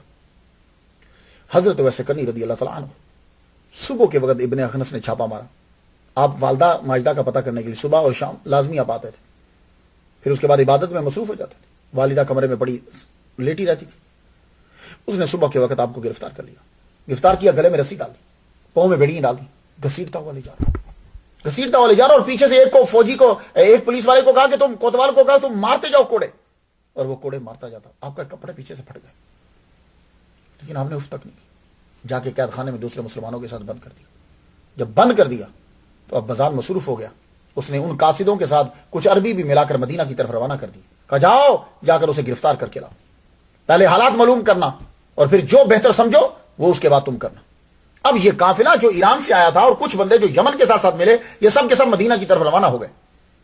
مدینہ کی طرف جب یہ روانہ ہوئے تو وہاں جب پہنچے 697 مائلز کا سفر طے کرنے کے بعد یہ مدینہ میں داخل ہونے لگے. ایک آدمی ان کو دکھا، بلایا اسے. اب ظاہر ہے ان کی حکومت تھی، وہ تو ڈرے گا کہ کون لوگ ہیں. ہم ایران کے قاصد ہیں. محمد کہاں؟ وہ آدمی کہنے لگا کہ وہ آپ کو اس وقت مسجد میں ملیں گے، کیونکہ ظہر کی نماز کا وقت ہو گیا اور مسلمان کوئی نماز مس نہیں کرتا. یہ سب کے سب ہم مسجد میں ملیں گے. اچھا، مسجد میں ملیں گے. کیوں؟ یہ جمع اس لیے ہو جاتے ہیں کہ ان کے نبی نے یہ کہا ہے کہ جو آدمی نماز چھوڑ دیتا ہے دانستہ طور پر فقط کفر، وہ کافر ہو گیا. یہی تو فرق ہے. تو ایمان جو ہے آپ کا مضبوط تب ہے کہ جب آپ کی نماز مضبوط ہے، ورنہ کسی وقت بھی خطرہ ہے. کہنے لگا اچھا تو کیوں نہیں پڑھ رہا؟ کہنے لگا میں مسلمان نہیں ہوں. کہا تو مسلمان نہیں ہے تو اتنی عقیدت سے نام کیوں لے رہا ہے؟ کہنے لگا محمد مصطفیٰ کی شخصیت ہی ایسی ہے، وہ جس سے گفتگو کرتے ہیں، جو ان سے مل لیتا ہے، وہ پھر آدمی ان کا دیوانہ ہو جاتا ہے. اللہ. اور وہ آدمی ان کو لے کر مدینہ مسجد نبوی کے دروازے پہ چلا گیا. مسجد نبوی کے دروازے تک جب پہنچے تو اندر سے محمد مصطفیٰ صلی اللہ علیہ وآلہ وسلم ظہر کی نماز پڑھا کر صحابہ کرام باہر آ رہے تھے. دروازے کے اوپر حضرت سلمان فارسی رضی اللہ تعالیٰ عنہ ان سے ملاقات ہو گئی. وہ آدمی کہنے لگا یہ ایران سے آئے ہیں، اور سلمان فارسی بھی ایران کے تھے. اب گفتگو ہوئی تو وہ کہنے لگا کہ ہم خط لے کر آئے. کہا اچھا دو. بابویا نے خط دے دیا. حضرت سلمان فارسی رضی اللہ تعالیٰ عنہ انہیں پتا تھا تو وہ گئے حضور پاک کے پاس. کہنے لگے یا رسول اللہ، ایران کے بادشاہ نے آپ کی گرفتاری یا سر کاٹنے کا آپ کو آرڈر دیا ہے کیونکہ آپ نے خط لکھا ہے، تو کیا جواب دیتے ہیں آپ؟ فرمان لگے یہ ان کو رکواؤ، آج رات ان کو کہو تم رک جاؤ، کل ہم تمہیں جواب دیں گے. محمد مصطفیٰ صلی اللہ علیہ وآلہ وسلم نے فرما دیا اور اپنے صحابہ سے یہ کہا کہ ان کی مہمان نوازی کے اندر کوئی بھی فرق نہ آئے، مہمان نوازی خوب کرو. اللہ اکبر جل شانہ. جس کے گھر کھجور تھی وہ لایا، دودھ تھا وہ لایا، جس کا جو تھا گندم تو تب بہت کم ہوتی تھی، جو تھا پیش کر دیا ان کو. رات جب گزر گئی، صبح ہوئی تو صبح وہ قافلہ سارا محمد مصطفیٰ صلی اللہ علیہ وسلم کی بارگاہ میں پیش ہوا. تو اب میرے نبی کا جواب سن لیجئے. محمد مصطفیٰ صلی اللہ علیہ وآلہ وسلم نے کہا سلمان فارسی ان سے بول دو کہ جس بادشاہ کا تم حکم لے کر آئے ہو وہ بادشاہ قتل کر دیا گیا ہے، اس کے بیٹے نے اسے قتل کر دیا ہے. تو جب بادشاہ ہی نہیں رہا تو تمہارا آرڈر اب کیا چلے گا؟ یہ بات سننا تھا کہ بابویا اور جتنے قاصد اور باقی تھے ان کے پاؤں کے نیچے سے زمین نکل گئی. باقی بات ٹھیک ہے، جب بادشاہ ہی نہیں رہا تو پھر حکم کا ہے گا. کہا جاؤ چلے جاؤ واپس. وہ سب کا سب قافلہ جو ہے بڑی تیزی کے ساتھ اب یمن کی طرف جو ہے وہ یمن کی طرف روانہ ہوا. اور یہ قافلہ 697 مائل کا سفر طے کرنے کے بعد جب بازان کے دربار میں پہنچا تو وہ بولا کہ کیا ہو لے کر آئے ہو، کیا ملا جواب؟ تو وہ قاصد کہنے لگے، بازان سے یہ کہنے لگے جواب سن لے، جواب یہ ملا ہے کہ محمد نے یہ کہا ہے کہ تمہارا بادشاہ کو قتل کر دیا گیا. لو اب تو آگ بگولا ہوگا. لگا اچھا یہ جرت کون ہے جو اسے قتل کر سکتا ہے؟ جاؤ قید خانے میں جتنے مسلمان ہیں پکڑ کے لے کر آؤ. بس اب شامت آ. قید خانے کے اندر حضرت ویسے کنی رضی اللہ تعالیٰ عنہ کا طریقہ وہی رہا جو ہمارے اولیاء کرام کا رہا ہے، حضرت یوسف علیہ السلام کا رہا ہے. جو قید خانے کے اندر ہوتا ہے وہ کیا ہوتا ہے؟ تبلیغ، عبادت. یہ ہمارے اولیاء کا، وہ جیلوں میں جاتے رہتے ہیں، بڑی دفعہ گئے جیلوں کے اندر. جیل میں پہنچے، حضرت یوسف علیہ السلام نے کیا کیا تھا؟ توحید بیان کی تھی، ان کی خوابوں کی تعبیر بیان کرتے تھے، عبادت کرتے تھے. حضرت ویسے کنی رضی اللہ تعالیٰ عنہ تبلیغ کرتے تھے، تو آپ ان کو سکھاتے. نماز با جماعت ہوتی. اس وقت بھی جب بازان جو ہے وہ ابن اخنس کے ساتھ جب داخل ہوا اندر تو اندر دیکھا کہ نماز ہو رہی ہے. ابن اخنس نے کوڑے مارنے شروع کر دیے. پیچھے جتنی 20-30 اتنے ہی بندے تھے جو ان کے ہاتھ لگے تھے، بڑا مارا ان کو. وہ تو بیچارے نماز کے اندر ہی بھاگے. حضرت ویسے کرنی رضی اللہ تعالیٰ عنہ کو مارا. آپ نے نماز نہیں چھوڑی، اطمینان سے نماز مکمل کی. وہ مارتا رہا. بازان کو رحم آ گیا، کہنے لگا بس کرو، تو اسے میرے دربار میں لے کر آؤ. حضرت ویسے کرنی نے سلام پھیرا اور وہ دربار میں لے کر گیا. دربار میں جب پہنچے بازان کہنے لگا تم نے محمد کو دیکھا؟ حضرت ویسے کرنی رضی اللہ تعالیٰ عنہ نہیں میں نے تو نہیں دیکھا. اچھا تم نے دیکھا ہی نہیں؟ کہا نہیں میں نے نہیں دیکھا. کیوں دیکھنے کیوں نہیں گئے؟ کہا بس دیکھنے اس لیے نہیں گیا کہ میری والدہ جو ہے وہ بیمار رہتی. کہا اچھا تو محمد کے بارے میں کیا خیال ہے تمہارا؟ کہا محمد اللہ کے سچے رسول ہیں، ہمارا خاندان انہیں جانتا ہے. مولا علی جب یہاں آئے تھے گورنر بن کر حضور کے دور کے ظاہری دور کے اندر، مولا علی سے بھی ملاقات ہے. صحابہ کرام آتے رہتے ہیں، وہ تعلیمات انہوں نے ہمیں سکھائی ہیں. بچیوں کو زندہ درگور نہیں کرتے, شراب پینا جائز نہیں ہے, انلیگل ریلیشن شپ جو ہے عورتوں کے ساتھ یہ صحیح نہیں ہے, چوری کرنا حرام ہے. ہمارے نبی سکھاتے ہیں کہ سب انسان برابر ہیں, کسی کے آگے کوئی نہیں جھکتا, صرف اللہ کے آگے جھکتا ہے. محمد جو کہتے ہیں وہ سچ ہوتا ہے. وہ باتیں کہنے لگا اچھا محمد جو کہتے ہیں وہ سچ ہوتا ہے, کہاں تمہارے محمد نے یہ کہا کہ خسرو کو قتل کر دیا گیا ہے؟ حضرت ویسے کنی رضی اللہ تعالیٰ عنہ کہنے لگے اگر نبی نے کہا تو سچ کہا. کہنے لگا پھر ہمارے پاس تو کوئی رپورٹ نہیں آئی, ہمارے پاس تو کوئی قاصد نہیں آیا.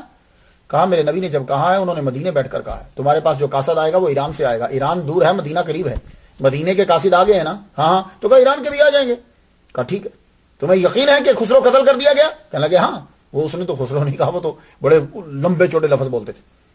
کہا ہمارا بادشاہ قتل کر دیا. کہا ہاں قتل کر دیا. کہنے لگا ٹھیک ہے, اگر قاصد آ گئے بات سچی ہوئی تو میں تمہیں بھی چھوڑ دوں گا, سب کو چھوڑ دوں گا, اور اگر یہ بات جھوٹی ہوئی اور وہ قتل نہ ہوا میں تیری بھی گردن اڑا دوں گا اور سب کی گردن اڑا دوں گا. ہم نے کہا منظور, محمد مصطفیٰ صلی اللہ علیہ وآلہ وسلم کے اوپر کتنا یقین تھا. کہنے لگے منظور. تھوڑی دیر گزری, قاصد پہنچ گئے. ابھی حضرت ویسے کرنی رضی اللہ تعالیٰ عنہ دربار نہیں ہے, قاصد پہنچ گئے, آنکھوں سے آنسو جاری. قاصد کیا ہوا؟ کہنے لگے خسرو پرویز کو اس کے بیٹے نے قتل کر دیا. اللہ اکبر جل شانہ. 25 فروری 628 کو خسرو قتل ہو گیا. وہ حکومت جو 531 سے جاری تھی 97 سال کے بعد 628 میں ختم ہو گئی, بالکل ختم ہو گئی, کیونکہ میرے نبی نے کہا تھا کہ اگر تو اسلام لے آئے تو بچ جائے گا, نہیں لائے گا تو گیا.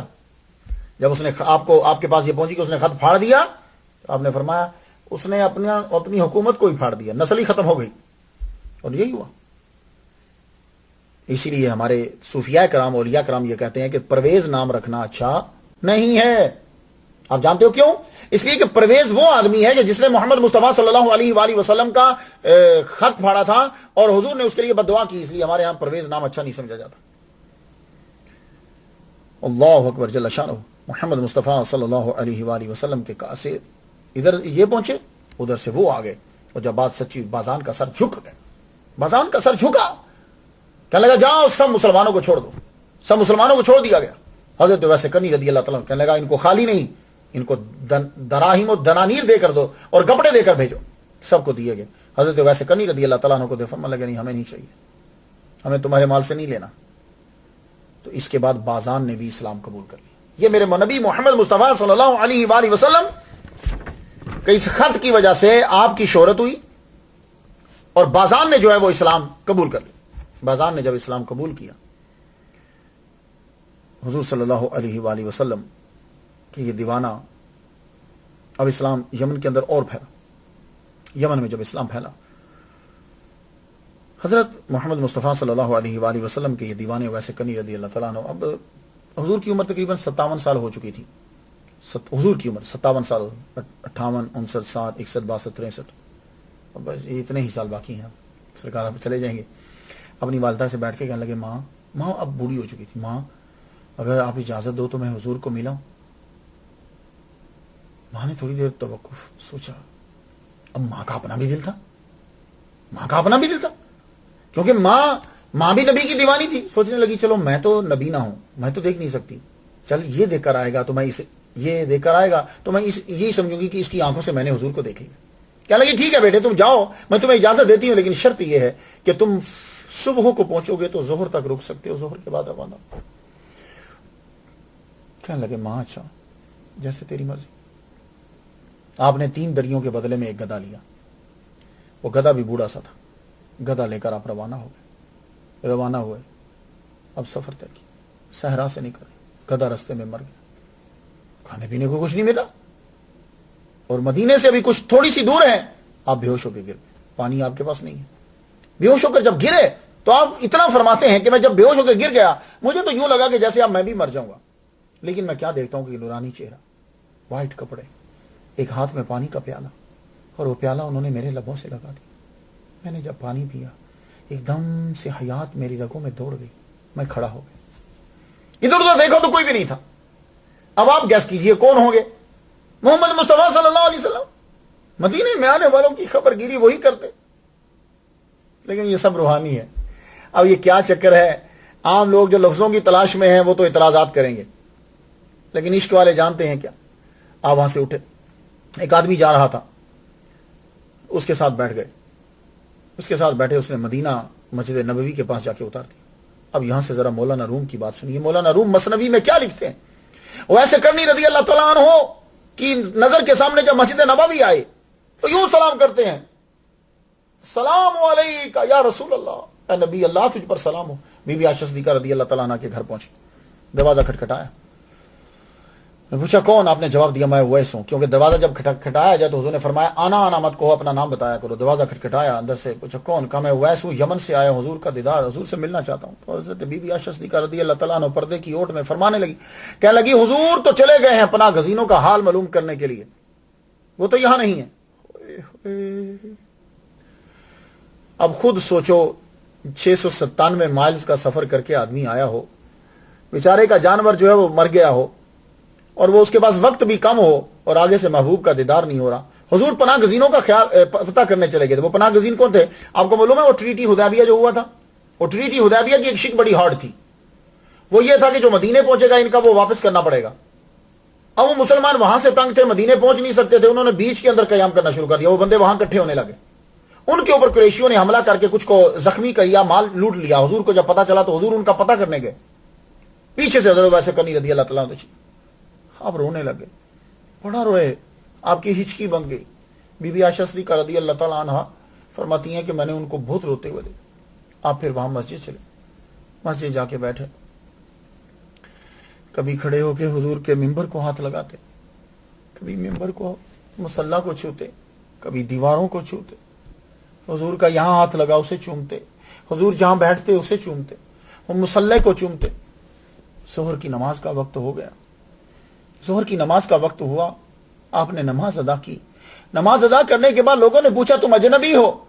تو آپ نے بتایا میں کہاں سے آیا ہوں، میں کون ہوں، اور میں واپس جانا چاہتا ہوں۔ ہر ایک نے یہ کہا کہ رک جاؤ، حضور رات آ جائیں گے یا کل آ جائیں گے؟ کہنے لگے مجھے اجازت نہیں ہے، میری والدہ محترمہ نبینہ ہیں، انہوں نے مجھے صرف ظہر کی نماز تک اجازت دی تھی، اب میں واپس چلتا ہوں۔ اور آپ جب چلنے لگے تو منہ مسجد نبوی کی طرف ہے، نبی کی مسجد کی طرف، اور یوں پیچھے چلتے چلتے چلتے چلتے چلتے یوں چلتے دور جا کے پھر کھڑے ہو کے مسجد نبوی کو دیکھنے لگے۔ آپ دیکھ رہے ہیں اور آنکھوں سے آنسو جاری ہیں کہ پیچھے سے آواز آئی، سنو میں ابو صبرے ہوں، میں قبیلہ جوفی کا سردار ہوں، میں یمن سے آیا ہوں، تم رسول اللہ کو جانتے ہو؟ آپ نے یوں مڑ کے پیچھے دیکھا، کہنے لگا ہاں تھکے ہوئے لگ رہے ہو، یہ میرا ہاتھ جو ہے نا اس کے اوپر پھوڑا نکلا ہے، کئی سال گزر گئے ہیں، حکیم اس کا علاج نہیں کر پائے، میں بڑا تنگ ہوں، میں مدینے آیا ہوں، کسی نے بتایا کہ رسول اللہ اس کا علاج کر سکتے ہیں۔ آپ خاموش رہے، رو رہے تھے۔ وہ آدمی نے جب جواب نہ پایا تو ابو صبر آگے چلا گیا، حضرت اویس سکنی رضی اللہ تعالیٰ عنہ واپس گئے۔ آپ واپس یمن پہنچے، یہ ابو صبر مسجد نبوی میں جب پہنچا تو اسے معلوم ہوا کہ حضور صلی اللہ علیہ وسلم نہیں ہے، تو اب یہ وہاں رک گیا۔ محمد مصطفیٰ صلی اللہ علیہ وآلہ وسلم واپس تشریف لائے۔ جب واپس تشریف لائے ابو صبرے کی ملاقات ہوئی، اس کی ملاقات ہوئی تو یہ آگے بڑھا۔ اب یہ ذرا اس سے سن لیجئے یہ کیا کہتا ہے کہ محمد مصطفیٰ صلی اللہ علیہ وآلہ وسلم جب واپس تشریف لائے، آپ سونگ رہے۔ بی بی عائشہ صدیقہ رضی اللہ پہلے آپ مسجد میں جاتے تھے، یہ حضور کا طریقہ، جب بھی سفر سے آتے آپ پہلے مسجد میں جاتے تھے، وہاں دو نفل نماز کا ٹائم ہوتا، دو نفل پڑھتے آپ۔ تو آپ یوں سونگ رہے، فرمانے لگے ایک نور کا احساس ہو رہا ہے، خوشبو آ رہی ہے، کون آیا تھا؟ لگتا ہے میرا یار، میرا دوست آیا تھا، میرا دوست۔ مولانا روم مثنوی میں لکھتے ہیں کہ حضور پھر گھر گئے، بی بی عائشہ صدیقہ نے جب بتایا تو حضور اس طرح روئے کہ لگتا تھا کہ آنکھوں سے نہر دریا جاری ہو گئے، اس طرح روئے۔ فرمانے لگے وہ آیا اور لیکن، اور یہ ابو صبرے بتا رہے ہیں حضور صلی اللہ علیہ وآلہ وسلم نے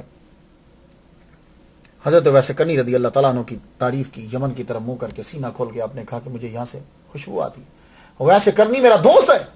پھر حضور صلی اللہ علیہ وسلم ابو صبرے کہا آؤ قریب آؤ۔ وہ جب قریب آئے، یا رسول اللہ میرا یہ ہاتھ جو ہے وہ خراب، آپ نے فرمایا اچھا یہ کپڑا ہٹاؤ۔ کپڑا ہٹایا، آپ نے ایک لکڑی لی، کچھ پڑھ کے دم کیا، لکڑی کو یوں پھیرا، فرمانے لگے جاؤ جب تم گھر پہنچو گے یہ ٹھیک ہو چکا ہوگا۔ تو ابو صبرے جب واپس یمن آیا، جو ہے قبیلہ جوفی کا سردار تھا، اب اس نے تو پورا میلہ لگا دیا، سب لوگوں کو بلایا آ جاؤ، سارے لوگ آ گئے، اس کے قبیلے والے آ گئے۔ اب جو شروع ہوا تو بتانے لگا، سنو میں تمہیں ایک بات بتاؤں، سب سے پہلے تو تم میرا ہاتھ دیکھو، یہ دیکھو، دیکھ رہے ہو تو میرا، میں اپنے دائیں ہاتھ سے کوئی چیز پکڑ نہیں سکتا تھا. یہ رسول خدا ہیں، پیغمبر ہیں، انہوں نے میرے ہاتھ کو ٹھیک کیا. یہ لو دیکھو، سب لوگ دیکھ رہے ہیں. اور تمہیں ایک اور بات بتاؤں، میں یہ میرا بیٹا عزیز ہے نا، یہ بھی حضور سے ملا ہے.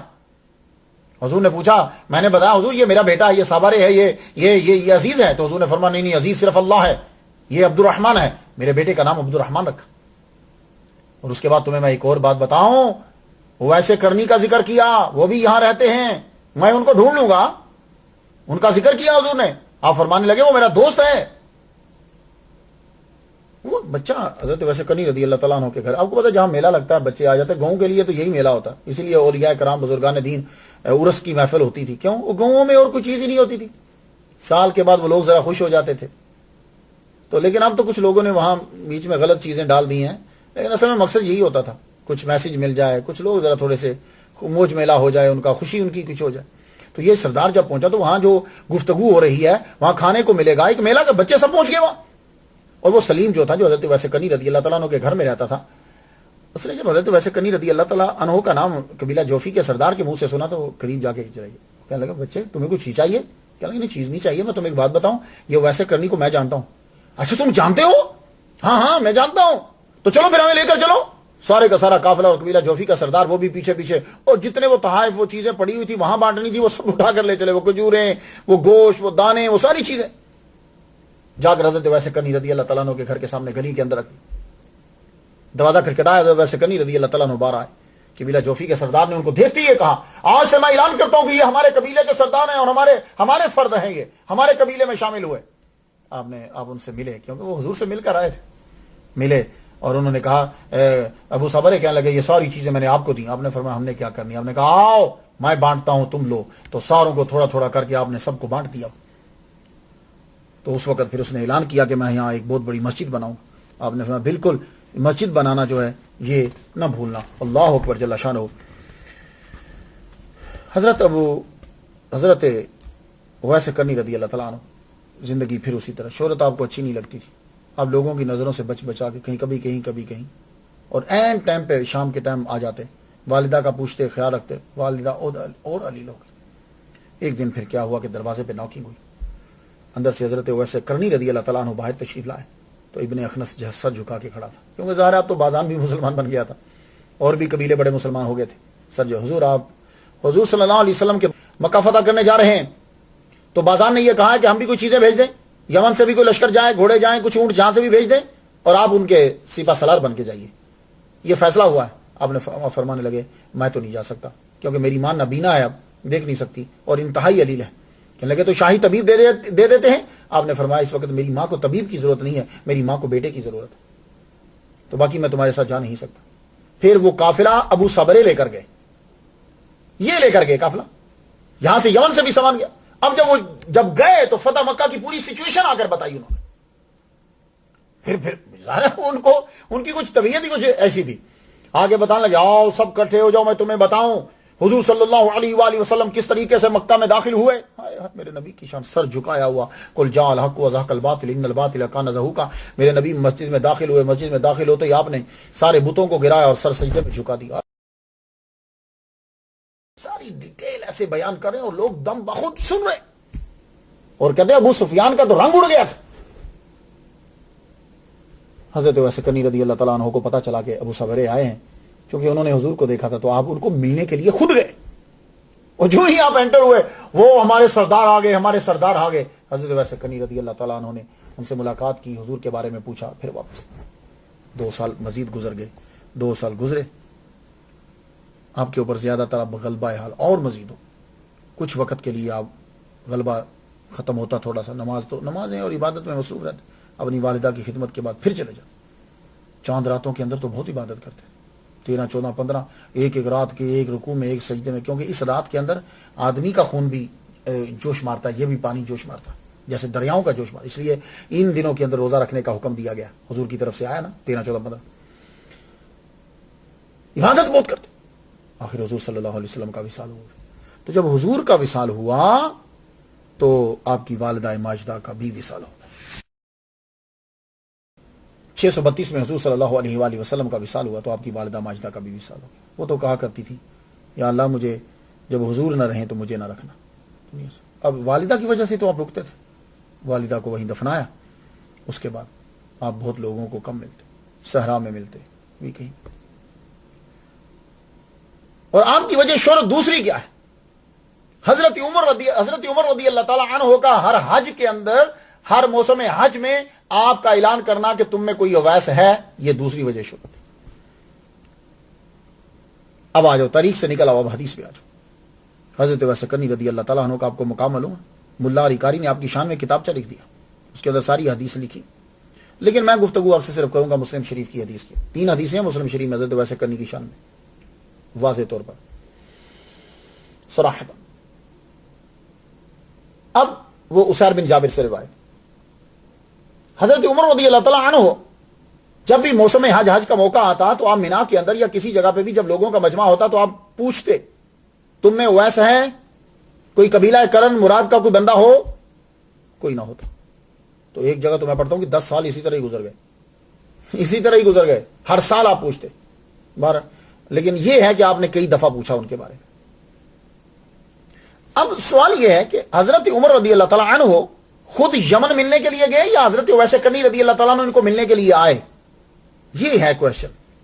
لیکن جب میں واعظین کو سنتا ہوں، واعظین کی کتابیں پڑھتا ہوں، جو مقرر ہوتے ہیں نا یہ تقریریں کرنے والے، ان کی جب کتابیں پڑھتا ہوں تو ان سے یہ پتا چلتا ہے کہ حضرت عمر حضرت رضی اللہ اسپیشلی گئے ان کو ملنے. لیکن جب میں حضور کے جملے پڑھتا ہوں، حضور کا بیان پڑھتا ہوں جو مسلم شریف میں ہے، صحیح کتاب ہے، اور بعض لوگ مسلم شریف کو بخاری سے بڑا درجہ دیتے ہیں، مسلم میں یہ ہے کہ حضرت اویس کرنی حضرت عمر سے ملنے آئیں گے جو حضور نے پیش گوئی کی تھی. اب ذرا سن لیجیے مسلم شریف، اسیر بن جابر حضرت عمر رضی اللہ تعالیٰ عنہ ان رسول اللہ صلی اللہ علیہ وسلم قال ان رجلا یاتیکم من الیمن. سن رہے؟ ان رجلا یاتیکم من الیمن، ایک آدمی یمن سے تمہارے پاس آئے گا، یقال له اویس، اس کا نام اویس ہے. حضور نے اس کا نام آپ کا نام بتا دیا اور فرمانے لگے کہ یمن میں اس کی ماں کے علاوہ کوئی نہیں، اور سفیدی ہوگی، وہ نشان سا جو ہے وہ ہوگا. اب وہ نشان ایک میں ہے کہ ہاتھ پہ، ایک میں ہے پہلو میں، ایک میں ہے یہاں تھا، جہاں بھی تھا. لیکن یہ ہے کہ یہاں ہو تو کیونکہ جو ریزن ہے وہ یہیں پوری ہو سکتی. 1 درہم یا دینار کے مطابق برابر نشان رہ گیا ہوگا. فمن لقیہ منکم فلیستغفر لکم، اور جو ملے اسے وہ کہے کہ وہ تمہارے، اس سے کہو کہ وہ تمہارے لیے بخشش کی دعا. تو بات سمجھ رہے ہیں کہ یہاں ایک لفظ مل رہا ہے کہ وہ تمہارے پاس آئے گا یمن سے، یعنی یہ نہیں جائیں گے، وہ آئے گا. اب ابن عساکر ہے، اس میں ہے کہ حضور نے فرمایا کہ جب تم اس سے ملو، اے عمر جب تم اس سے ملو تو میرا سلام کہہ دینا اسے. ابن طبقات ابن سعد میں، مسند امام احمد میں، اور مسلم شریف میں اور حاکم کے، یاتی علیکم اویس بن عامر مع امداد اہل الیمن من مراد ثم من قرن، یعنی یمن کے قافلوں کے ساتھ تمہارے پاس آئے گا، لشکر کے ساتھ آئے گا تمہارے پاس. بات کچھ سمجھ میں آ رہی ہے؟ تو یہی وجہ تھی کہ حضرت عمر رضی اللہ تعالیٰ عنہ پوچھا کرتے تھے، کیونکہ حضور نے کہا تھا کہ تمہارے پاس آئے گا، تو آپ پھر پوچھتے تھے تم میں کوئی ہے. علامہ جلال الدین سیوطی رحمۃ اللہ علیہ فرماتے ایک روز حضرت عمر رضی اللہ تعالیٰ عنہ مینا کے اندر تقریر فرماتے ہوئے کہنے لگے کیا تم میں کوئی ایسا ہے یمن کا، قبیلہ مراد کا، قبیلہ کرن کا، یمن سے آیا؟ تو ایک صاحب جو ہیں وہ کھڑے ہو گئے. اب ایک جگہ ہے کہ وہ چچا، ایک صاحب کھڑے ہوئے. اب ایک روایت میں ہے کہ چچا، ایک روایت میں ہے بھتیجا. بھتیجا مینز یعنی کزن، آپ کا کزن. وہ کھڑا ہوا تو کہنے لگا میں ہوں. تو کہا تم ہو؟ اچھا تم قبیلہ کرن سے ہو، تو تم ویسے کرنی کو جانتے ہو؟ کہنے لگا حضور آپ امیر المومنین اتنے بڑے، آپ اس کے بارے میں کیوں پوچھ رہے ہیں، عام آدمی کے بارے میں؟ حضرت عمر رضی اللہ تعالیٰ عنہ نے مینا کے اندر پھر بتایا تم کہہ رہے ہو کہ وہ عام آدمی ہیں، ہمارے نبی محمد مصطفیٰ صلی اللہ علیہ وآلہ وسلم نے یہ کہا تھا کہ وہ تمہارے پاس آئیں گے، تم ان سے دعا کروانا اپنے لیے، گناہوں کی استغفار جو ہے وہ کہنا کہ ہمارے لیے استغفار کرو، دعا مانگو اللہ سے. اور محمد مصطفیٰ صلی اللہ علیہ وآلہ وسلم نے فرمایا، اور یہ حدیث مبارکہ اس کو بیہقی نے نقل کیا، المصنف نے نقل کیا، طبرانی میں ہے، مستدرک میں ہے، ابن عساکر نے بھی اس کو بیان کیا ہے کہ ان کی شفاعت جو ہے وہ ان کی جو سفارش ہوگی، جو شفاعت ہوگی اللہ تعالیٰ اس کے صدقے سے قبیلہ مدر اور قبیلہ ربیعہ جو ہے اس کی بکریوں بھیڑوں کے برابر دوزخ سے اللہ تعالیٰ مسلمانوں کو آزاد کر دے گا. تم کہہ رہے ہو کہ وہ معمولی ہیں. حضرت عمر رضی اللہ تعالیٰ عنہ نے جو ہی یہ جملہ کہا، ابھی اس سے گفتگو ہو رہی تھی کہ پرانے کپڑے، پرانا پالان، اونٹ کہ نکیل پکڑی ہوئی ہوں ایک شخص آپ کے سامنے ظاہر ہوا. اب جملہ سن لیجیے. آپ نے فرمایا انت اویس, تو اویس ہے؟ قال نعم. قال من مراد؟ قال نعم. قال ثم من قرن؟ قال نعم. قال فكان بك برص فبرأت منه؟ yes. قال نعم. قال لك والدة؟ قال نعم. قال سمعت رسول الله صلی اللہ علیہ وسلم يقول ياتي عليكم اویس بن عامر مع امداد اهل اليمن. تو حضور نے فرمایا کہ تم ان سے دعا کروانا. تو حضرت عمر کہنے لگے فاستغفر لی, میرے لیے دعا کر. تو بڑے مجمع کے اندر حضرت امیر المومنین عمر رضی اللہ تعالی عنہ دعا کروا رہے ہیں. تو سب لوگوں کو پتا چل گیا, تو مشہور ہو گئے. اب آپ نے یمن جانے کا ارادہ ترک کر دیا. کیوں؟ سارے یمنی آپ کو جان گئے کہ امیر المومنین آپ سے دعا کروا رہے ہیں اور آپ کو شہرت پسند نہیں تھی. تو حضرت عمر رضی اللہ تعالیٰ عنہ سے جب ملے تو ملنے کے بعد جانے لگے. تو آپ نے پوچھا کہ کہاں جائیں گے آپ؟ کہا میں اب کوفہ جاؤں گا, میں یمن نہیں جاؤں گا, کیونکہ آپ کی وجہ سے وہاں شہرت ہو گئی, اب میں کوفہ جاؤں گا. کہنے لگے اچھا تو میں کوفہ کے گورنر کے نام کو خط لکھ دوں کہ تمہیں کوئی تکلیف ہو تو وہ تمہاری مدد کریں. کہا حضور مجھے شہرت نہیں چاہیے, میں اس لیے تو کوفہ جا رہا ہوں کہ کوفہ مجھے جانتا کوئی نہیں ہے. تو حضرت اویس قرنی رضی اللہ تعالیٰ عنہ حضرت عمر کے دور کے اندر پھر کوفہ چلے گئے. اب جب آپ کوفہ گئے تو آپ کبھی کبھی علم کی محافل میں بھی نظر آتے تھے. وہ ایک محدث تھے, ان کی محفل میں بیٹھ جاتے, وہ حدیثیں پڑھتے, آپ سنتے رہتے, نبی کا بیان سنتے رہتے, لطف آتا ہے نبی کا بیان سنتے. لیکن پھر اچانک پھر آپ غائب ہونے لگے, نظر ہی نہیں آتے, کسی کو ملتے ہی نہیں تھے. کو تلاش کرنے کے لیے نکلتا تو اکثر صحرا کے اندر کبھی کسی کو نظر آتے. تو آپ میرے داتا گنج بخش علی حجویری رحمۃ اللہ علیہ آپ کیا فرماتے ہیں, حضرت حرم بن ابن حیان ان کو شوق ہوا حضرت اویس قرنی رضی اللہ تعالیٰ عنہ سے ملنے کا. ان کو پتا چلا کہ اویس قرنی رضی اللہ تعالیٰ عنہ سے حضرت عمر نے ملاقات کی. اب ان کو تلاش کرنے لگے, تلاش کیا, ملتے تو نہیں, کبھی ادھر کبھی ادھر کبھی ادھر. ایک دفعہ بصرہ جاتے ہوئے فرات کے کنارے پہ بیٹھے, ایک بندے کو دیکھا کہ وضو کر رہا ہے. جب اسے وضو کرتے ہوئے دیکھا, وضو کیا بڑے آسان طریقے سے, کھڑے ہوئے, کنگھی کر رہے ہیں, گھنی داڑھی, سینے پہ بال ہیں, چادریں دو لی ہوئی. وضو کرنے کے بعد آپ قریب چلے گئے. وہ جب وضو کر چکے تو آپ قریب گئے. کہنے لگے کہ میرا وجدان کہتا ہے کہ آپ ویسے کرنی. سلام کیا, انہوں نے جواب دیا. جب جواب دیا تو جواب دیتے ہی رونے لگے. تو روتے ہوئے کہنے لگے ابن حیان تم میرے پاس کیوں آئے ہو؟ اللہ اکبر جل شانہ, یہ نام سننا تھا کہ ابن حیان تو پریشان ہو گئے. کہنے لگے میری پہلی دفعہ ملاقات ہو رہی, ان کو میرا نام کس نے بتا دیا؟ تو پوچھ ہی بیٹھے. کہنے لگے آپ کو میرا نام کس نے بتایا؟ کہنے لگے ارواح کا ارواح کے ساتھ تعلق ہوتا ہے. لو سن لو, ہم لوگوں نے اولیاء سے ملنا اور جانا اور فاتحہ پڑھنا چھوڑ دیا. کہنے لگے ارواح کا ارواح سے تعلق ہوتا ہے, فاصلہ جتنا بھی ہو وہ پہچان لیتی ہیں. مجھے اللہ نے خبر دے دی ہے کہ تیرا نام تو ابن حیان ہے. اللہ اکبر جل شان. انہوں نے یہ کہا کہ آپ مجھے کچھ حدیثیں سنائیں. کچھ فرمانے لگے تم نے بھی جو سنی ہے میں نے وہی سنی ہے. میں کوئی محدث یا قاضی نہیں بننا چاہتا, نفس کی اصلاح میں لگا رہتا ہوں. ابن حیان نے عرض کی حضور مجھے کچھ نصیحت کیجیے. آپ نے فرمایا تمہارا باپ فوت ہو گیا. اب حضور صلی اللہ علیہ وسلم دنیا سے چلے گئے, حضرت ابوبکر صدیق دنیا سے چلے گئے, حضرت عمر بھی دنیا سے چلے گئے. کہنے لگا میں تو حضرت عمر کو مل کر آیا ہوں, حضرت عمر دنیا سے کیسے چلے گئے؟ فرمانے لگے اللہ نے مجھے خبر دے دی ہے کہ آپ کی شہادت ہو گئی. تو آپ نے کوفہ میں بیٹھ کر بتا دیا کہ حضرت عمر رضی اللہ تعالیٰ عنہ شہید ہو گئے ہیں. تو واقعی حضرت عمر رضی اللہ تعالیٰ عنہ شہید ہو گئے تھے. اللہ اکبر جل شانہ. حضرت اویس قرنی رضی اللہ تعالیٰ عنہ یہ آپ نے یہ خبر دی تو میرے داتا گنج بخش علی حجویری رحمۃ اللہ علیہ کشف المحجوب میں فرماتے ہیں, آپ نے فرمایا ابن حیان موت کو ہر وقت یاد رکھنا, کتاب اللہ اور طریقہ صلحاء کو دستور بنانا, اپنی قوم کو بھی یہی بتانا, اے اللہ تیری رضا کی خاطر یہ بندہ مجھے ملنے آیا, اس کی جان مال کی حفاظت تو کرنا. پھر فرمایا جاؤ الوداع اور دوبارہ مت آنا, مجھے شہرت اچھی نہیں لگتی. اللہ اکبر جل شانہ. خواجہ نصیر الدین چراغ دہلی انہوں نے آپ کی شان میں لکھا. پھر ہر ولی نے آپ کی شان میں اپنا نذرانہ عقیدت جو ہے وہ پیش کیا ہے. یہاں ایک بات میں آپ کو بتا دوں, حضرت اویس قرنی رضی اللہ تعالیٰ عنہ کے ساتھ ایک بات بڑی منسوب ہے کہ آپ نے جب سنا کہ حضور نے احد میں دانت شہید ہوئے ہیں ان کے, تو آپ نے اپنے سارے دانت توڑ دیے. آپ نے اپنے سارے, یہ ٹوٹلی غلط ہے, رانگ ہے. واعظینی سے بیان کرتے ہیں لیکن حقیقت کے ساتھ اس کا دور دور تک کوئی تعلق ہی نہیں, دور کوئی تعلق نہیں. یہ ایک افسانہ ہے. امام شارانی نے بھی اگر بیان کیا ہے تو اس کو صرف ایک سٹوری سنائی ہے. اور مولا علی قاری رحمۃ اللہ علیہ نے تو فرما دیا, فرما لگا افسانہ ہے, گھڑا گیا ہے, اس کی کوئی حقیقت نہیں ہے. اور ایک بات میں آپ کو بتا دوں, غزالی زمان حضرت سید احمد کاظمی شاہ صاحب رحمۃ اللہ علیہ اب جامعہ نعمیہ تشریف لائے تھے, میں نے ان کی زیارت کی ہوئی ہے, اللہ کا کرم مجھ پہ. میں نے ان کی زیارت, لوگوں نے ان سے سوالات جو ہیں وہ پوچھے. انہوں نے فرمایا, وہ جملہ سن لو, حضور صلی اللہ علیہ وسلم حضرت اویس کرنی نے دانت شہید کیے، یہ تو بڑی دور کی بات ہے. وہ فرماتے ہیں کہ حضور کے دانت ہی نہیں ٹوٹے. یہ کاظمی شاہ صاحب نے کہا ہے. فرمانے لگے دانت نہیں ٹوٹے. کیوں؟ اب دلیل سنیے. دلیل واقعی ان کی ٹاپ کی ہے. کہنے لگے کہ جب آدمی کے سامنے کے دانت ٹوٹ جائیں تو آدمی بدصورت ہو جاتا ہے. محمد مصطفیٰ صلی اللہ علیہ وسلم کے سامنے کے دانت ٹوٹے نہیں ہیں. ٹوٹنے سے بدصورتی ہوتی ہے. اور نبی دنیا کا حسین ترین ہوتا ہے اپنے دور کے اندر. وہ دانت ٹوٹا نہیں ہے. جس کو پنجابی کی نا پور گیا، آپ فرماتے ہیں وہ دانت یہاں سے بھر گیا تھا. اور وہ دانت جو یوں تھوڑا سا ٹوٹتا ہے کنگرا، اس سے خوبصورتی میں اور اضافہ ہو جاتا ہے. یہ ہے کاظمی شاہ صاحب نے فرمایا، رحمۃ اللہ علیہ نے فرمایا. تو وہ کہتے ہیں، تو اس لیے آج کے دور کے جو بہت بڑے ٹی وی کے مقرر ہیں مفتی اکمل صاحب، وہ بھی کہتے ہیں کہ حضرت اویس کرنی رضی اللہ تعالیٰ عنہ نے اپنے دانت نہیں اکھیڑے. سلسلہ اویسیہ، اکثر لوگ یہ سمجھتے ہیں کہ سلسلہ اویسیہ وہ ہوتا ہے کہ جو حضرت اویس کرنی رضی اللہ تعالیٰ عنہ کا مرید ہو. نہیں، ایسا نہیں ہے.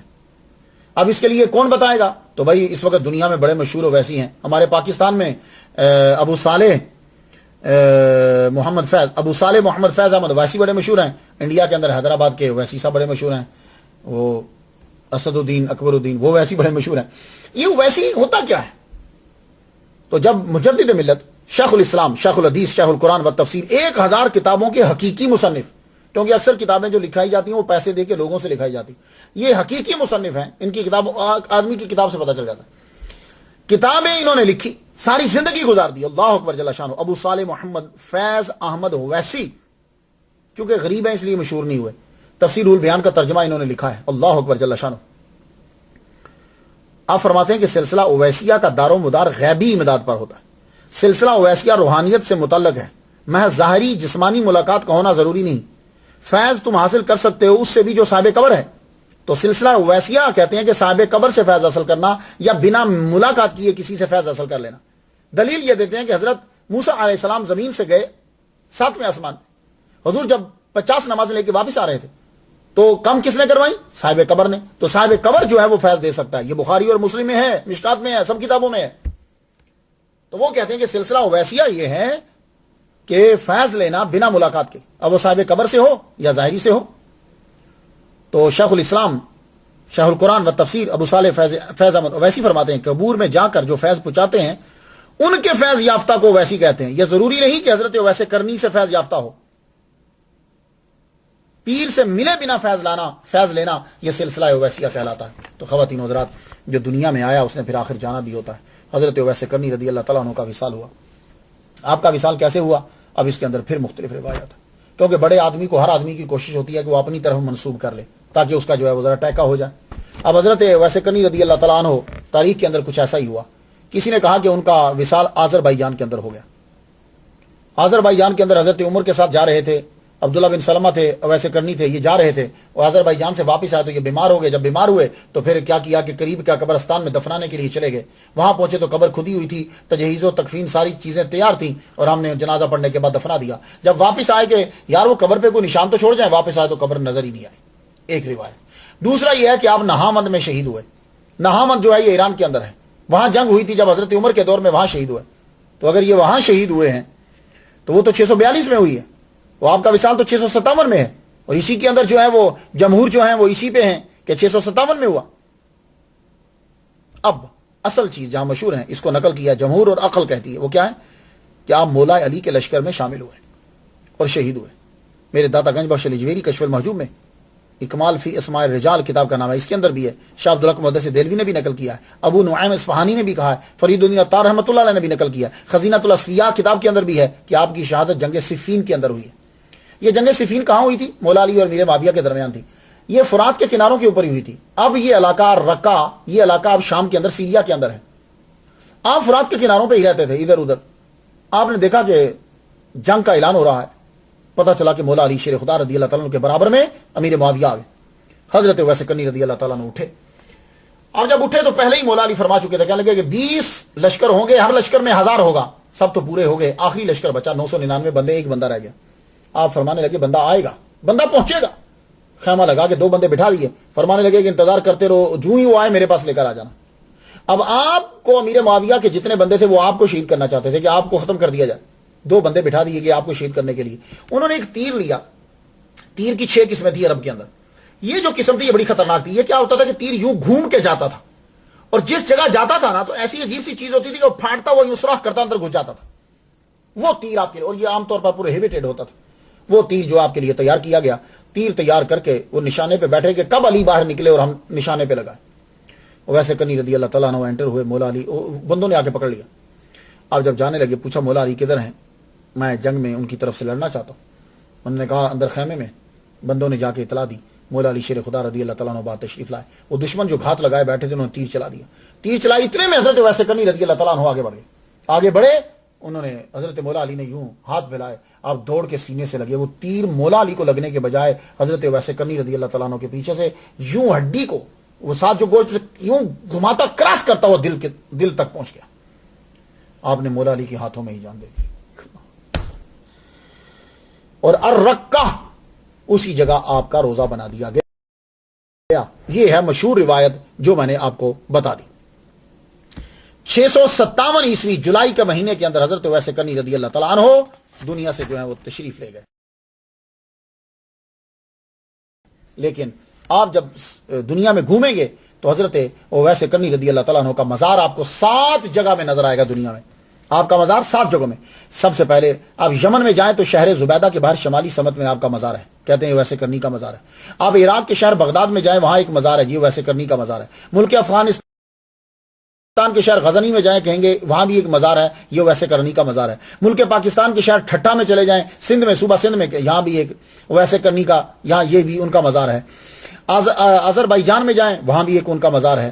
اور عمان جو ہے مسقط، یہ اس کے شہر ایک سلالہ ہے. میں وہاں گیا ہوں، اور جب میں واپس آ رہا تھا حضرت ایوب علیہ السلام کی قبر کی زیارت کر کے واپس آ رہا تھا تو مجھے کسی بندے نے بتایا کہ یہ حضرت ویسے کرنی کا جو ہے وہ مزار ہے. میں نے کہا چلو دیکھ لیتے ہیں. تو عمان کے اندر بھی مزار ہے. اسی طرح شام کے شہر الرقہ کے اندر، یہ تو بہت ایران کی گورنمنٹ نے پیسہ لگا کر یہاں بہت بڑی مسجد بنائی.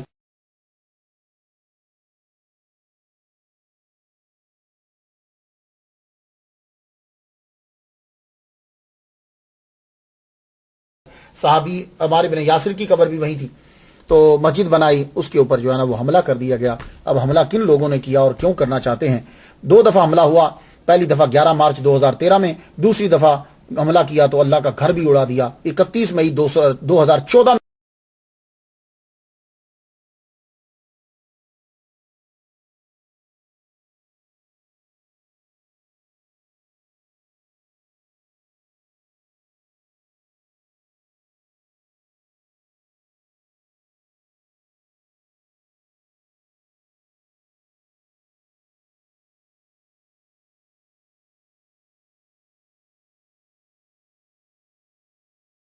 ہوا، اللہ کا گھر بھی اڑا دیا، سب کچھ اڑا دیا گیا.